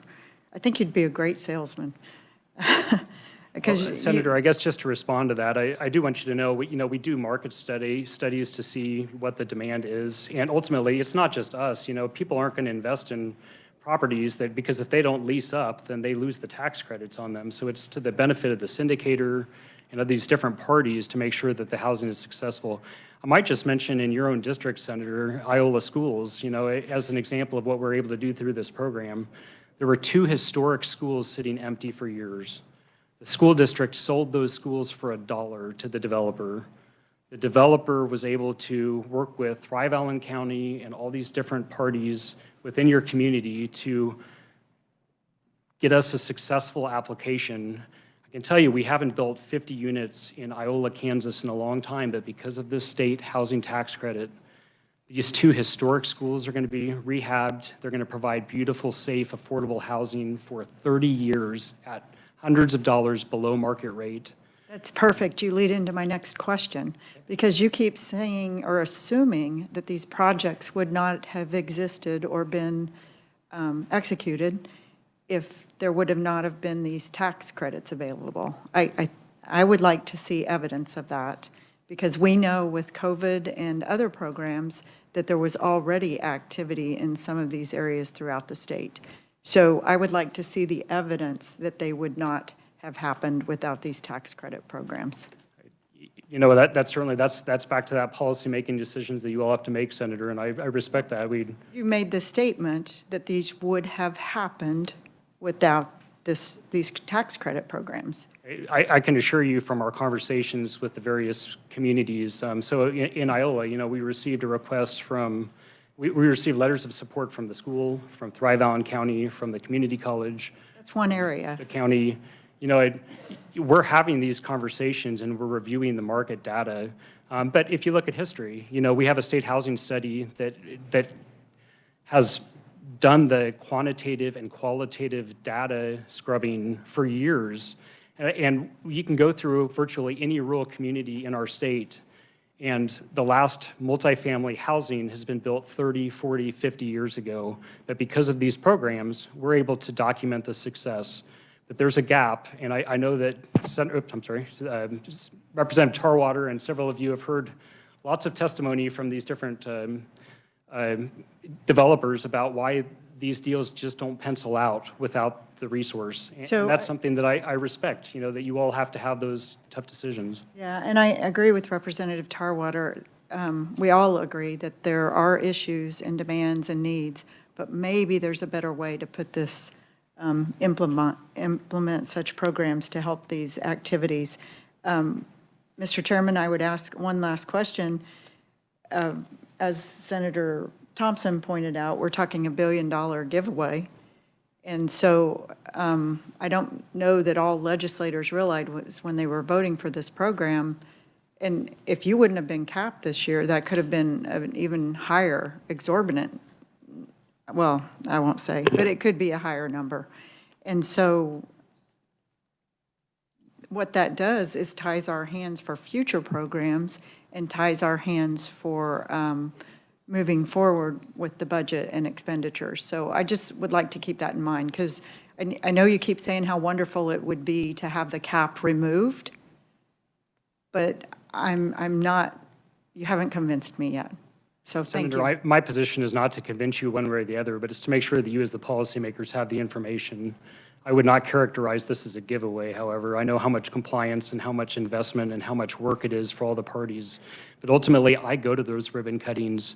I walk through those developments. I have the conversations with the clerk at the Holiday Inn that used to have to drive 2 hours into Colby because they weren't able to find a decent, safe, affordable home. Home matters, and home pays big dividends. So I ask that you as policymakers remember that. Are you on the list? Okay. Representative Tarwater. Thank you. So just as a follow-up, as these begin to open, it'd be nice to notify us so that we could go see them. And I also would like to know who scores these applications. Is it KHRC that scores the applications when they come in? It is. So going to your first point, we'd love to have you come to, we are inviting the local representatives for each district as we have these different grand openings. And I think that would mean a lot to us, and it would mean a lot to you to get to see what this housing pays for. Going back to your second question, the qualified allocation plan, which we go through, which talks about the very competitive scoring process. It's transparent, it's open, we have lots of comment. We have open meetings on it, and we end up getting the feedback. We adopt the plan. Actually, we're just about to adopt. We're just about to close out our formal process now. We'll be adopting in October. But it is KHRC's staff that scores it in accordance with what's in the qualified allocation plan. Okay, so these developers, they are aware that, for example, if they build with better materials or granite countertops, for example, they get scored better than if they just put in Formica countertops? Or is that can you get us how these are scored and what goes into that? So, sure. That's all outlined in our qualified allocation plan. We can get the committee that link. But it does, there's minimum building standards that we require. But there's points for everything from access to amenities. So if your development is going to be near a Walmart or a Dillon's, you're going to get some boost for that. There's actually points if you're in a rural area. There's points for different things that are going to help some of those developments succeed. Okay, good. Thank you. Thank you very much. Absolutely. Senator Thompson. One quick one. There's so many things so many rabbit holes I could go down on this discussion, but one quick question with regard to in these communities where they are building these subsidized housing unit, how has it affected the people who actually own property and are renting property, because all of a sudden you're subsidizing with state dollars to compete against those folks who are renting out units? Great question, Senator, and I'll tell you they love it. And I'll tell you that for a reason. We've had developments that I can think of in Topeka where we actually had people next door that were protesting. They didn't want to have the housing built. And then once they saw the improvement it made in their neighborhood, in their community, they were actually signing up to live in the housing that they were protesting against. As far as the existing landlords, we have so much need built up and that there's simply not enough supply. So by addressing some from the housing supply, we're actually freeing up a little bit of the competition for even some of the moderate income housing. So it helps people at all income levels. And again, we're not going to build housing where there's not demonstrated need through the market assessments that we do. So, we do think about those types of questions. We want to make sure we're not oversaturating any market. But there is so much housing need across the state that we really haven't run into that issue. What we're seeing in Johnson County, in my district, is that not only are you doing this, but also a lot of the municipalities are subsidizing these high-rise apartments, and and the cost of those apartments, the rent can be as high as a house payment. So it's not really, at least what I'm seeing, not really bringing the price of housing down or the availability of housing down. Is the cost is still very, very high. I think it's distorting supply and demand is what I'm getting at. Because if, in absence of any subsidies, you're going to see real demand. You're going to see the real market demand, and whether or not somebody steps in and fills that or not is a matter of, supply and demand. But if you subsidize something, then it distorts it. Anytime you've subsidized something, you're going to get more of it than you normally would have in absence. And that's not a question, it's just my concern. Yeah. And that's going back to just that you're the policymakers, and those are hard discussions. Yeah. Representative Sutton. Thank you, Mr. Chair. I have a softball question for you here. On the list of housing that we have pages here of housing developments. Can you tell me how many of those are single-family homes and how many of them are multifamily? I can't off the top of my head, Representative. I can follow up. No, I didn't think you had it memorized. Could you get that information for us? Sure. I will say that we are able to build a lot of duplexes, a lot of kind of quad, different types of housing, not just the traditional apartment units, but we can follow up with that. Right. And that's where my concern comes in. If we have a $700,000 cost for a quadplex, that makes me kind of wonder why it costs so much, would be my question. So that's kind of what I'm looking for. So I appreciate it. Thank you, Mr. Chair. Anybody else before the chair gets to ask his questions? All right. Ready to get Josh back up here. He's good at this. Hey, so, I built houses. I built over 100 houses in a 48-unit apartment complex. So kind of the math kind of intrigues me on this, but my understanding from legislative post-audit is that we're somewhere in the $700 million range as far as our obligations without the next $50 million or something like that. Is that right, Josh? Or are we at $1 billion without the next 20? About 700 million so far. Okay. And so, I think an earlier question said that the federal government has matched that. So there's another 700 million worth of tax credits that have came from the federal government. Is that a fair assumption that those two numbers? It is. Over long term. And so that's $1.4 billion worth of subsidies, and we built $1.5 billion worth of homes. We spent $1.4 billion to build $1.5 billion worth of homes. I mean, is there only $100 million worth of skin in the game for the developers? A lot of nuance, Representative. Yeah. And just I know there's gray areas on all this. This is claimed over a number of years, so you are getting the benefit of getting the housing built up front, while those dollars aren't accrued until those full, really 13 years or so. There's the present value of money as well.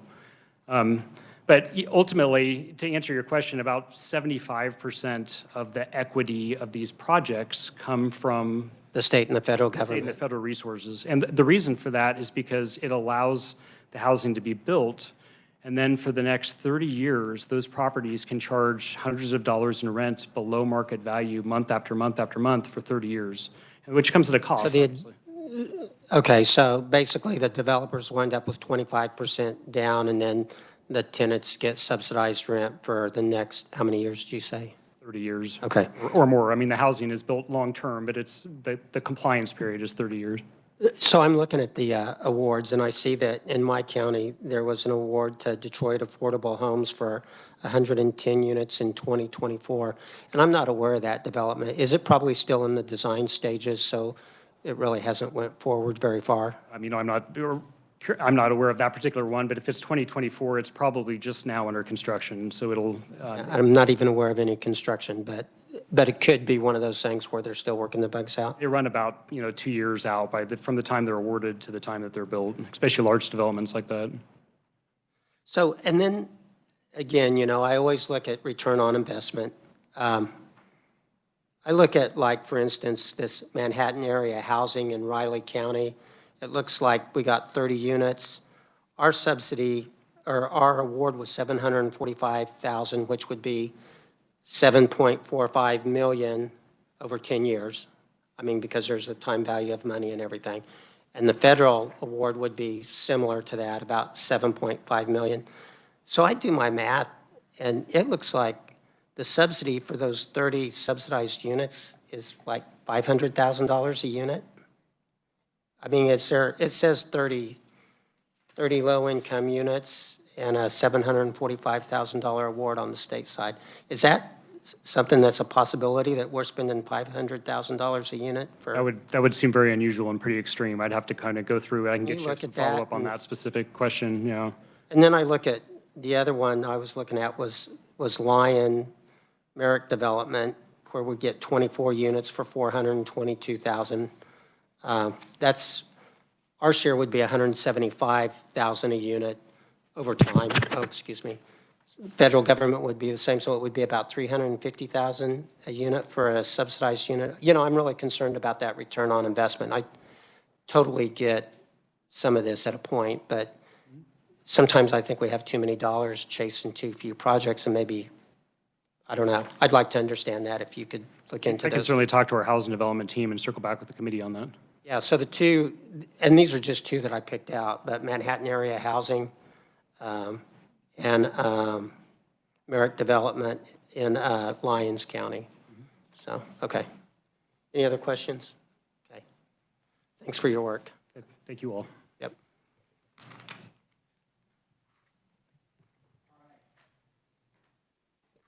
Committee. It's 3:23 and we've been here for 2 hours. Does anybody need a short break? The chairman doesn't, but he's probably got the smallest bladder in here. Okay. All right, we don't have anybody needing a break, so we'll address that later. Not yet. Yeah, Senator Thompson or Representative Sawyer might have the smallest bladders. So with that, committee, excuse me, we've got a security audit for the Board of Nursing, so I need a motion to go into executive session. Oh, yes, Chris, you want to say something? For this executive session on the IT security of the Board of Nursing, people who can remain in the room: Carol Moreland, Executive Director; Adrian Guerrero, Director of Operations; John Godfrey, Chief Information Security Officer; and Jeff Maxon, Chief Information Technology Officer. And from LPA, myself, Katrin Osterhaus, Alex Gard, and Olivia Romig. All right, Senator Thompson, do you have a motion?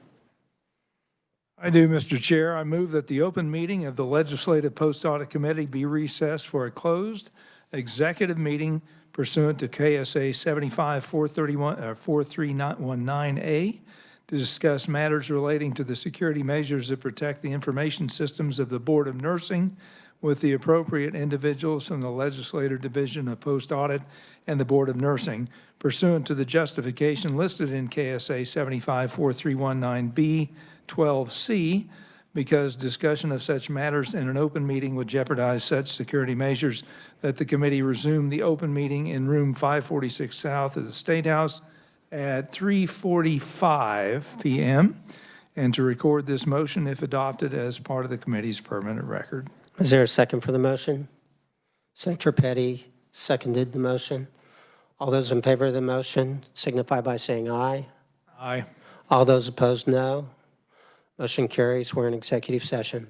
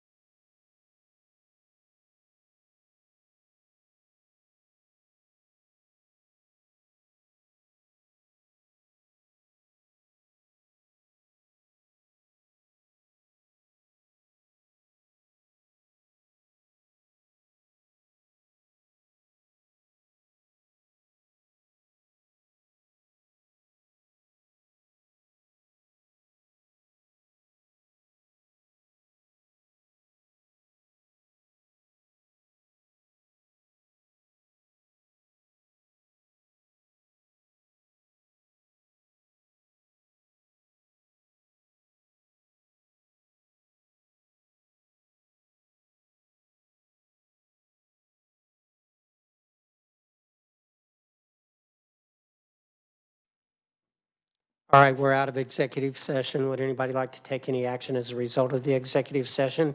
If not, we'll move on to the KDHE IT monitoring.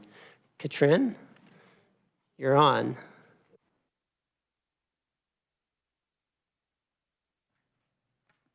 Thank you, Mr. Chair and members of the committee. You should have a memo in front of you. It is in the binder. I do want to go over this being just slightly different than your normal audits. This is an ongoing project. So while audits are typically retrospective, this is an ongoing monitoring activity that we are doing as part of our statutory authority. So in January 2024, this committee authorized us to monitor the Early Childhood Data Integration and System Enhancement Project. This system will replace the outdated childcare licensing system. And this is actually a collaboration between two agencies. This is between KDHE for childcare and the Department of Children and Families for foster care licensing. So when you think about this project, it really does things like facility inspections, background checks, renewals, complaints, all of that for both of those agencies. So in January 2024, KDHE signed a $4.3 million project contract with a vendor to create that system. And it is a system as a service project. So as of June 30th, so the second quarter, again, these are quarterly project monitoring reports that we provide to you. And this project has moved actually into caution mode for cost and schedule. Scope and security appear remain relatively satisfactory, so I'm not going to spend too much time on that. I do mention in scope, I do want to bring your attention to the fact that there have been a number of change requests. The agency is pretty diligent about doing these in a fairly regulated manner, so that's a good thing. I do want to point out that there was one fairly significant change request in the last quarter, and that was necessary due to the 2025 legislature passing House Bill 2045. This bill established the Office of Early Childhood as a new state agency, among other things. So this affected the project in a number of ways, from revising forms to changes in certain programs. So a second change request related to that statutory change was pending at the end of that second quarter, but because there's too many uncertainties at the time, that change request had not been approved yet as we closed that quarter. Stakeholders do anticipate that there will be a number of necessary changes to be implemented after the project will go live. I do want to move into the section here on cost, and this is on page 3 if you follow along. Cost has moved into caution because the revised cost estimate for this project now exceeds the $5 million estimate by about $50,000, but it's still exceeding it, whereas before it was kind of well below, and so now it has crossed that threshold. Through June 30th, KDHE has paid out about $1.1 million of that contract I mentioned earlier. And KDHE also has approved 8 change requests that total about $600,000 that will be added to that contract. There's other change requests that were basically no charge, but the $600,000 will be added to that contract. There's additional costs, including monitoring that is conducted by Kansas Information Technology Office. Because the schedule is extending, every quarter that is being added will cost more in terms of monitoring through the KEDO office. So then moving into schedule, where this project also is in caution, I want to go through that a little bit, and this is on page 4 if you follow along.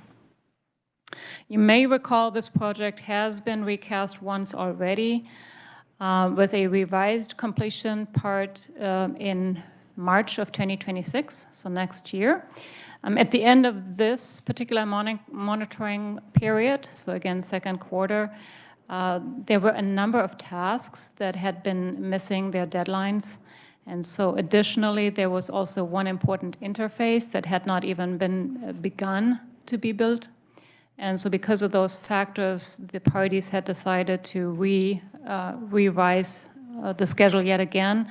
That in addition to, of course, the fact that House Bill 2045, as I mentioned, had created some significant changes as well. So all of that essentially, long story short, means the schedule will change one more time.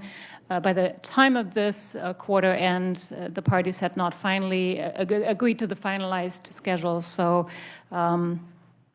it is definitely going to be delayed further than March 2026.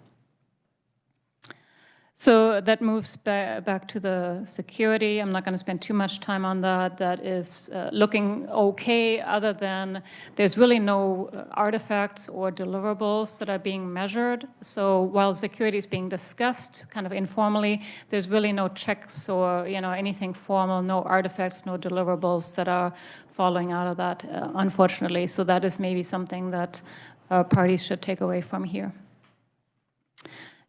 There is one finding that I want to briefly touch on, and this is on page 6.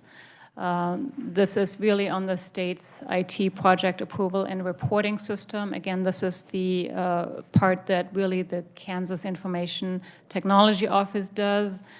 Here, I want to mention that that office does track all planned and active projects for the state.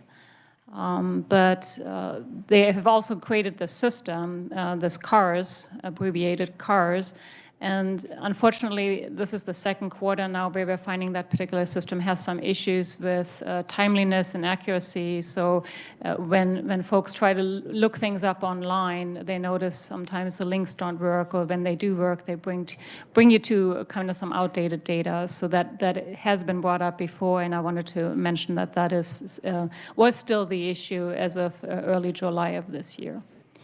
And with that, I stand for questions. Senator Tyson. Thank you, Mr. Chairman. Thank you for the presentation. A couple of questions. The recast,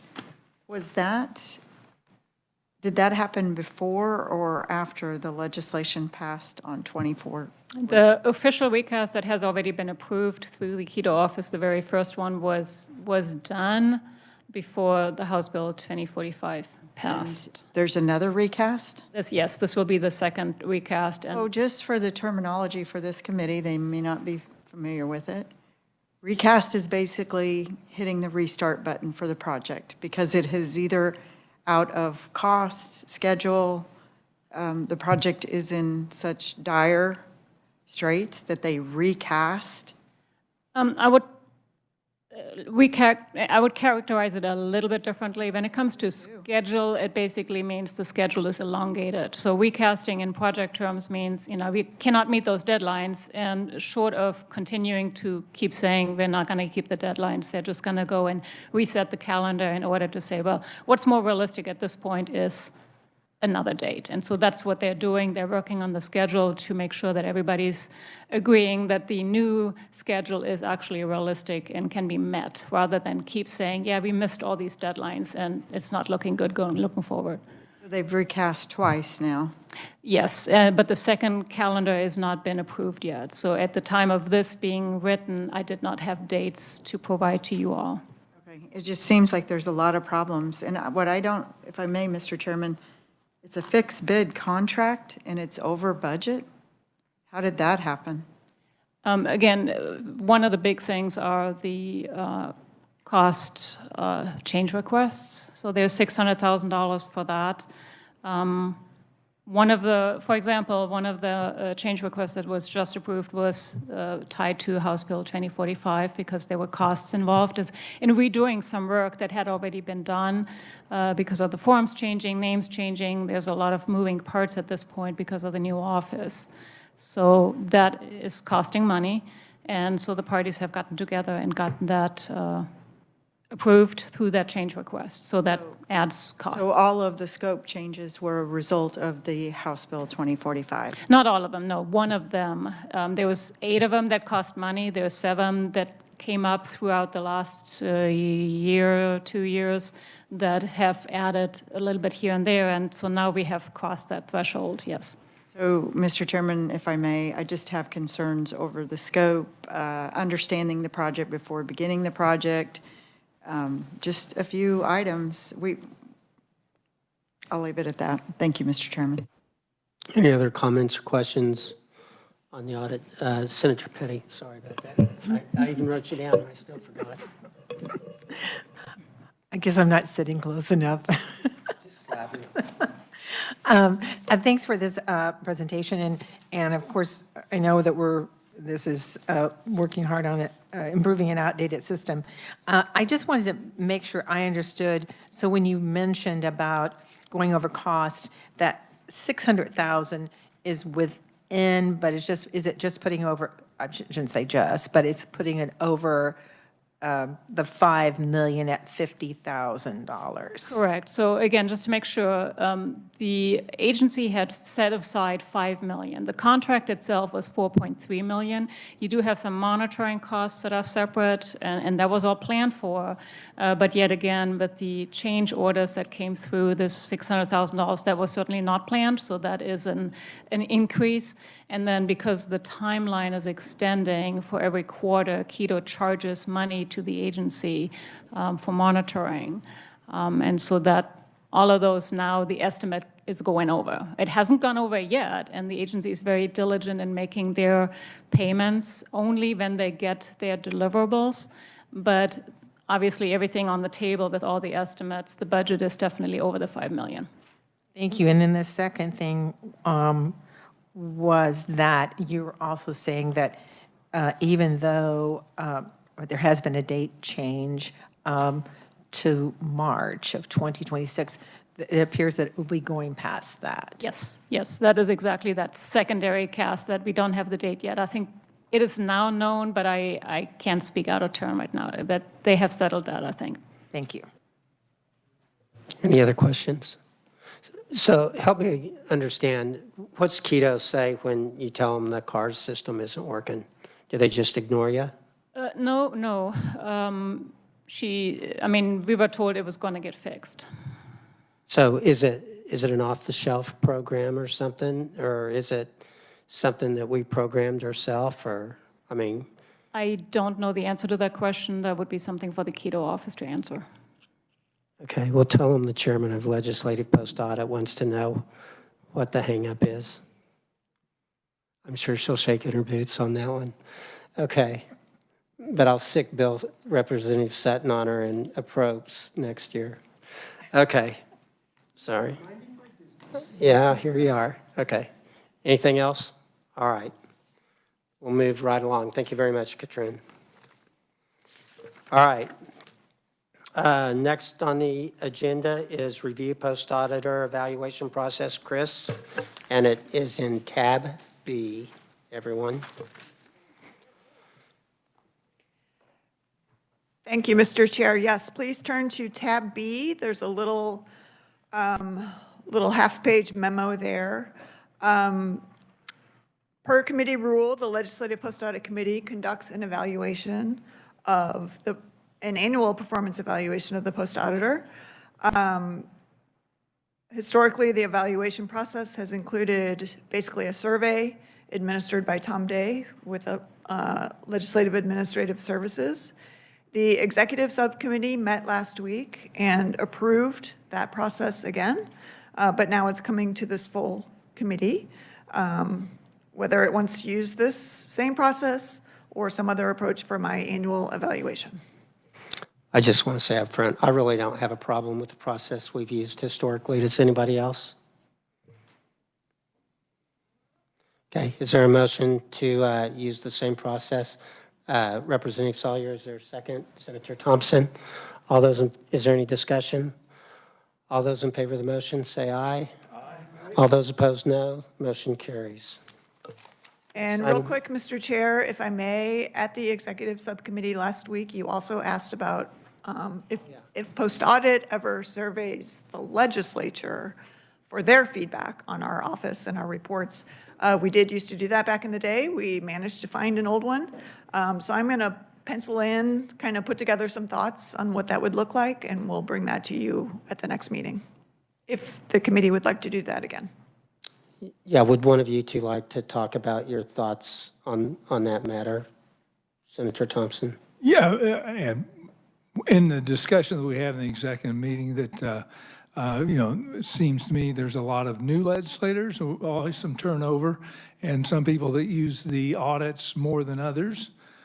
So I think in some regard that this will alert people to the fact that these audits are available for use, and then see how much legislators are using that, this audit, because it's a great resource and it's there to be used. So that was my thoughts. Senator Petty. I would just concur. I think that maybe in this last year or so, at least from my personal experience, I've seen it, audits being referred to. So I think it's important that the legislative body understands what they do. So yeah, if you'll get us together a draft, and then we can consider it at the next meeting. Did anybody else have anything further? Okay. Okay. And the next item on the agenda, Chris is going to talk to us about tab C. We have a additional IT topic to select. Yes, please turn to tab C. So today you heard the IT security audit of the Board of Nursing. That team is actually ahead of schedule, and we have room in our schedule for one additional agency. This year, we have been focusing on small agencies. So there in tab C is a list of other small agencies that we would suggest for your consideration. The Dental Board, the State Library, Department of Credit Unions, or the Board of Veterinary Examiners. Again, we have room for one additional IT security audit if the committee would like to do so. And if you would like to select a backup, just in case we run into any scheduling issues or whatever, that would be fine. But again, select one additional IT agency. And so, yeah, we get to pick one and then a backup. And my personal preference, sorry. Okay, you have a question? Go ahead. I don't have a recommendation, Mr. Chairman, off of this list. I have a question on the list. Okay. Thank you. So I know we've talked about it in the past, but I'd like to refresh. Why are we not ever considering OITS and LAS as possible audits? And has the Department of Ag ever been audited? Just curious. Thank you, Mr. Chairman. Chris. As far as legislative administrative services, we normally don't audit legislative entities, just for conflict of interest purposes. Department of Ag, I would argue, is a large agency, and this year we're auditing small. I'd have to look and see when we last did Ag. Go ahead, Senator. But OITS is not under LAS. That's different. So you don't audit OITS either? No, I believe we could. Okay, but that would be a larger audit, I know that, for another time. And I think, yeah, I think we have. Changes, Mr. Chairman, but thank you. All right, back to what we have on the agenda today. We've got two of them that have never been audited, and they're the Department of Credit Unions and the Board of Veterinary Examiners. I would like to see us have one of them be the primary and one the secondary. I really don't care which. But rather than go back to somebody we've done, just make sure they don't get missed. Senator Petty, you wanted to say something? Mr. Chairman, I don't disagree with one of those being there, but I was going to suggest the Dental Board. It was last audited in 2014 as secondary. Other comments? Senator, or Representative Tarwater, sorry. Maybe one day I'll be a big boy, but right now, yeah, just a house guy. You'll always be a big boy. Jesus. So after we had our conversation recently on the debacle of the nursing board, I had a few of the House members that are veterinarians reach out to me and asked that, and said that that board's out of control too. So I think I'd like to take a look at that, see, at least on the IT side, how they're doing, because if they're doing kind of the same thing that the nurses were, the IT is a big part of it. Other comments, Representative Sutton? Thank you, Mr. Chair. As a temporary member, I'm not going to get all heavy on this, but were either of these that have been done in the past, if you can recall, did they come in with a bunch of red indicators or a bunch of issues?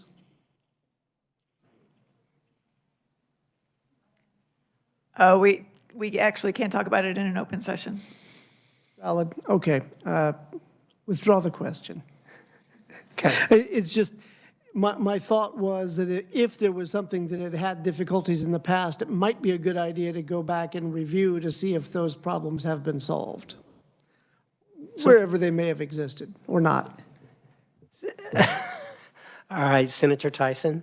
Thank you, Mr. Chairman. So Representative Sutton brings up an issue that I don't want to expose our vulnerabilities, but the legislature does have vulnerabilities because of the state library system. So we may want to consider that, maybe the veterinary and then the library.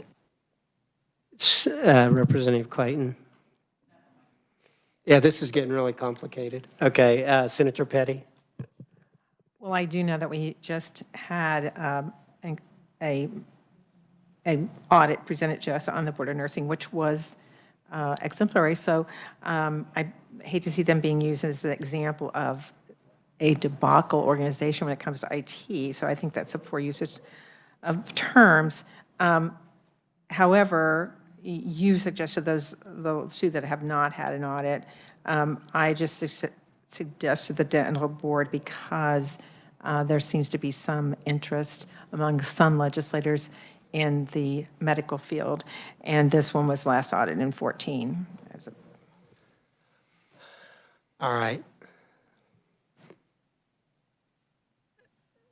Yeah, we just seem to be all over the place on this. I'm going to make a motion that our primary audit be the Board of Veterinary Examiners. Do I have a second? Second. All right, I got a second by Senator Peterson, motion by the chair. Any discussion? Now we can start talking about why we don't want to do the Board of Veterinary Examiners. Representative Clayton. No, thank you for calling me a representative. I appreciate that. No, I just had a question. So the Board of Veterinarians, that covers just large animal or small animal and pets? All veterinarians. All of them. Okay. Noted. Thank you. Any other conversation about why to or why not to do the Board of Veterinary Examiners? All right, seeing none. All those in favor of our primary being the Board of Veterinary Examiners, say aye. Aye. All those opposed, no. Motion carries. Now we will take a motion from somebody on the second one. Senator Petty. I'll make a motion that we, as a backup, if the Board of Veterinary Examiners doesn't work out, dental board. There's a motion for the dental board. Is there a second? Representative Sawyer did the second. Is there any discussion? Senator Tyson? Discussion. As I said, Representative Sutton pointed out there may be some, it brought to mind, I'm aware of issues that vulnerabilities in the state library system that could impact other systems. So I'm not sure why the argument for the dental. I understand they may have proprietary information, but the library, and I hope I'm not speaking out of turn, but they do have some weaknesses that could impact other systems.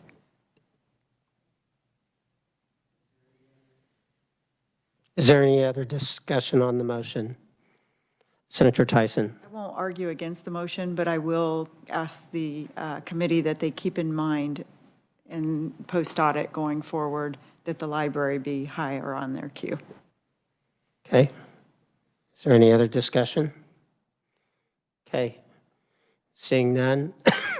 Excuse me. All those in favor of the dental board being the secondary one, say aye. All those opposed, no. Motion carries.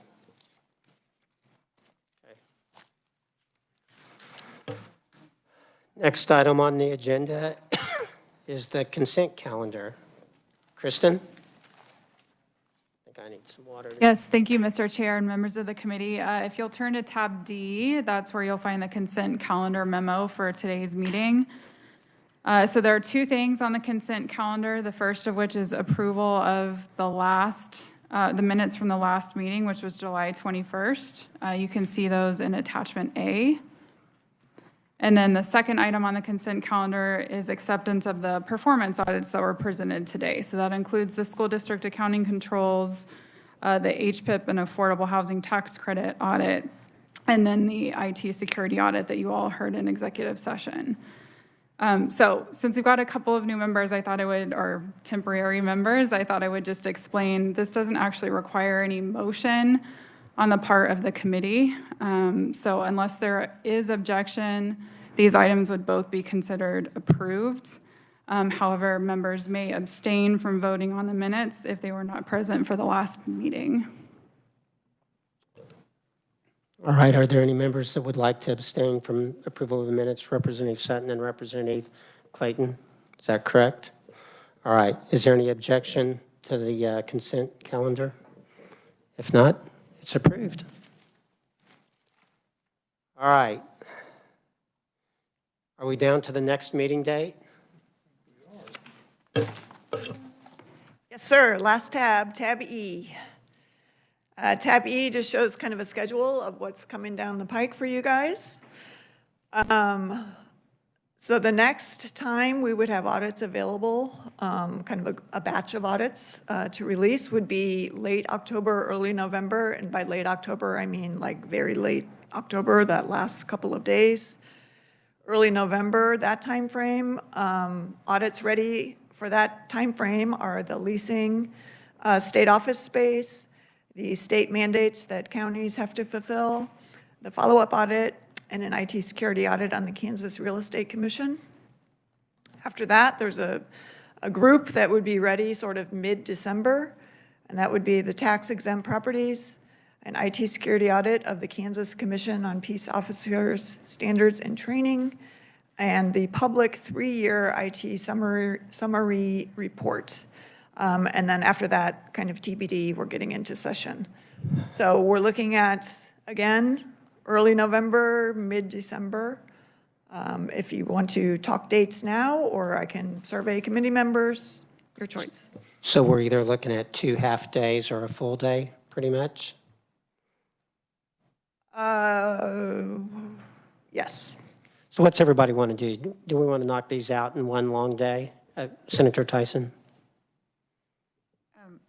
Thank you, Mr. Chairman. I just want to take a moment to thank you and Legislative Post Audit for speeding up the audit on the HPIP and low-income housing so that the tax committee can hear that tomorrow. I just wanted to thank you guys. Well, you're welcome. Thank you for all your hard work. Representative Tarwater, big boy. I don't have anything to say, sir. I was just looking at you. Thanks. And there's Goofy. Yeah, Senator Petty.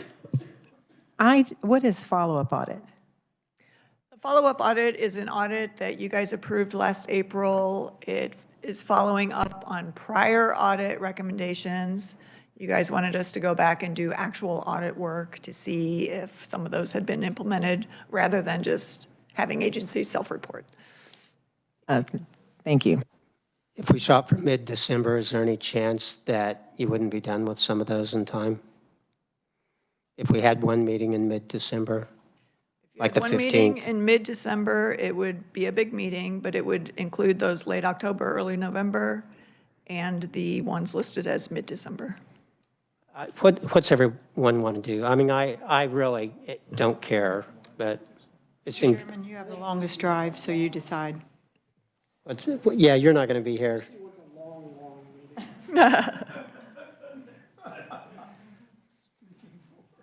I don't know. You know, I kind of go back and forth. We got a lot of holidays and stuff coming up. You know, if we wait until early November, what's everybody? There's what? What'd you say? Yeah. So can we shoot for something around December 15th and just try to make it one long day and we get done? And what are you thinking? Well, I don't, only of that being the holidays, having one long day at that time might be, I don't know. It seems, especially if you have to miss it, because I don't, Yeah? you know, but, oh well. So you'd rather do two? I think I'd rather do two, just, but it's not a big deal. He's a, Because one during the I mean, you know, mid-December, who knows? If you miss that meeting, you miss everything, so, oh, that's your concern is yeah, because of the we miss timing. half of them if you miss one meeting? Yeah, well, yeah, still get some, I don't know. Okay. I mean, that's a tough time, mid-December, you know? Well, yeah, it's just tough all the way around. I don't know about everybody else, but my schedule's just, yeah, can we sit down and throw out 3 or 4 dates after the fact rather than, well, they want to, you know, the guy, the short-termer over there, you know, in the corner with a hair issue wants to split it up into 2 days, so. And you know me, I'm bipartisan, so. Okay, all right. We'll try to get together and come up with a couple of days and throw out to the committee and see, you know, what kind of conflicts people have. Sure.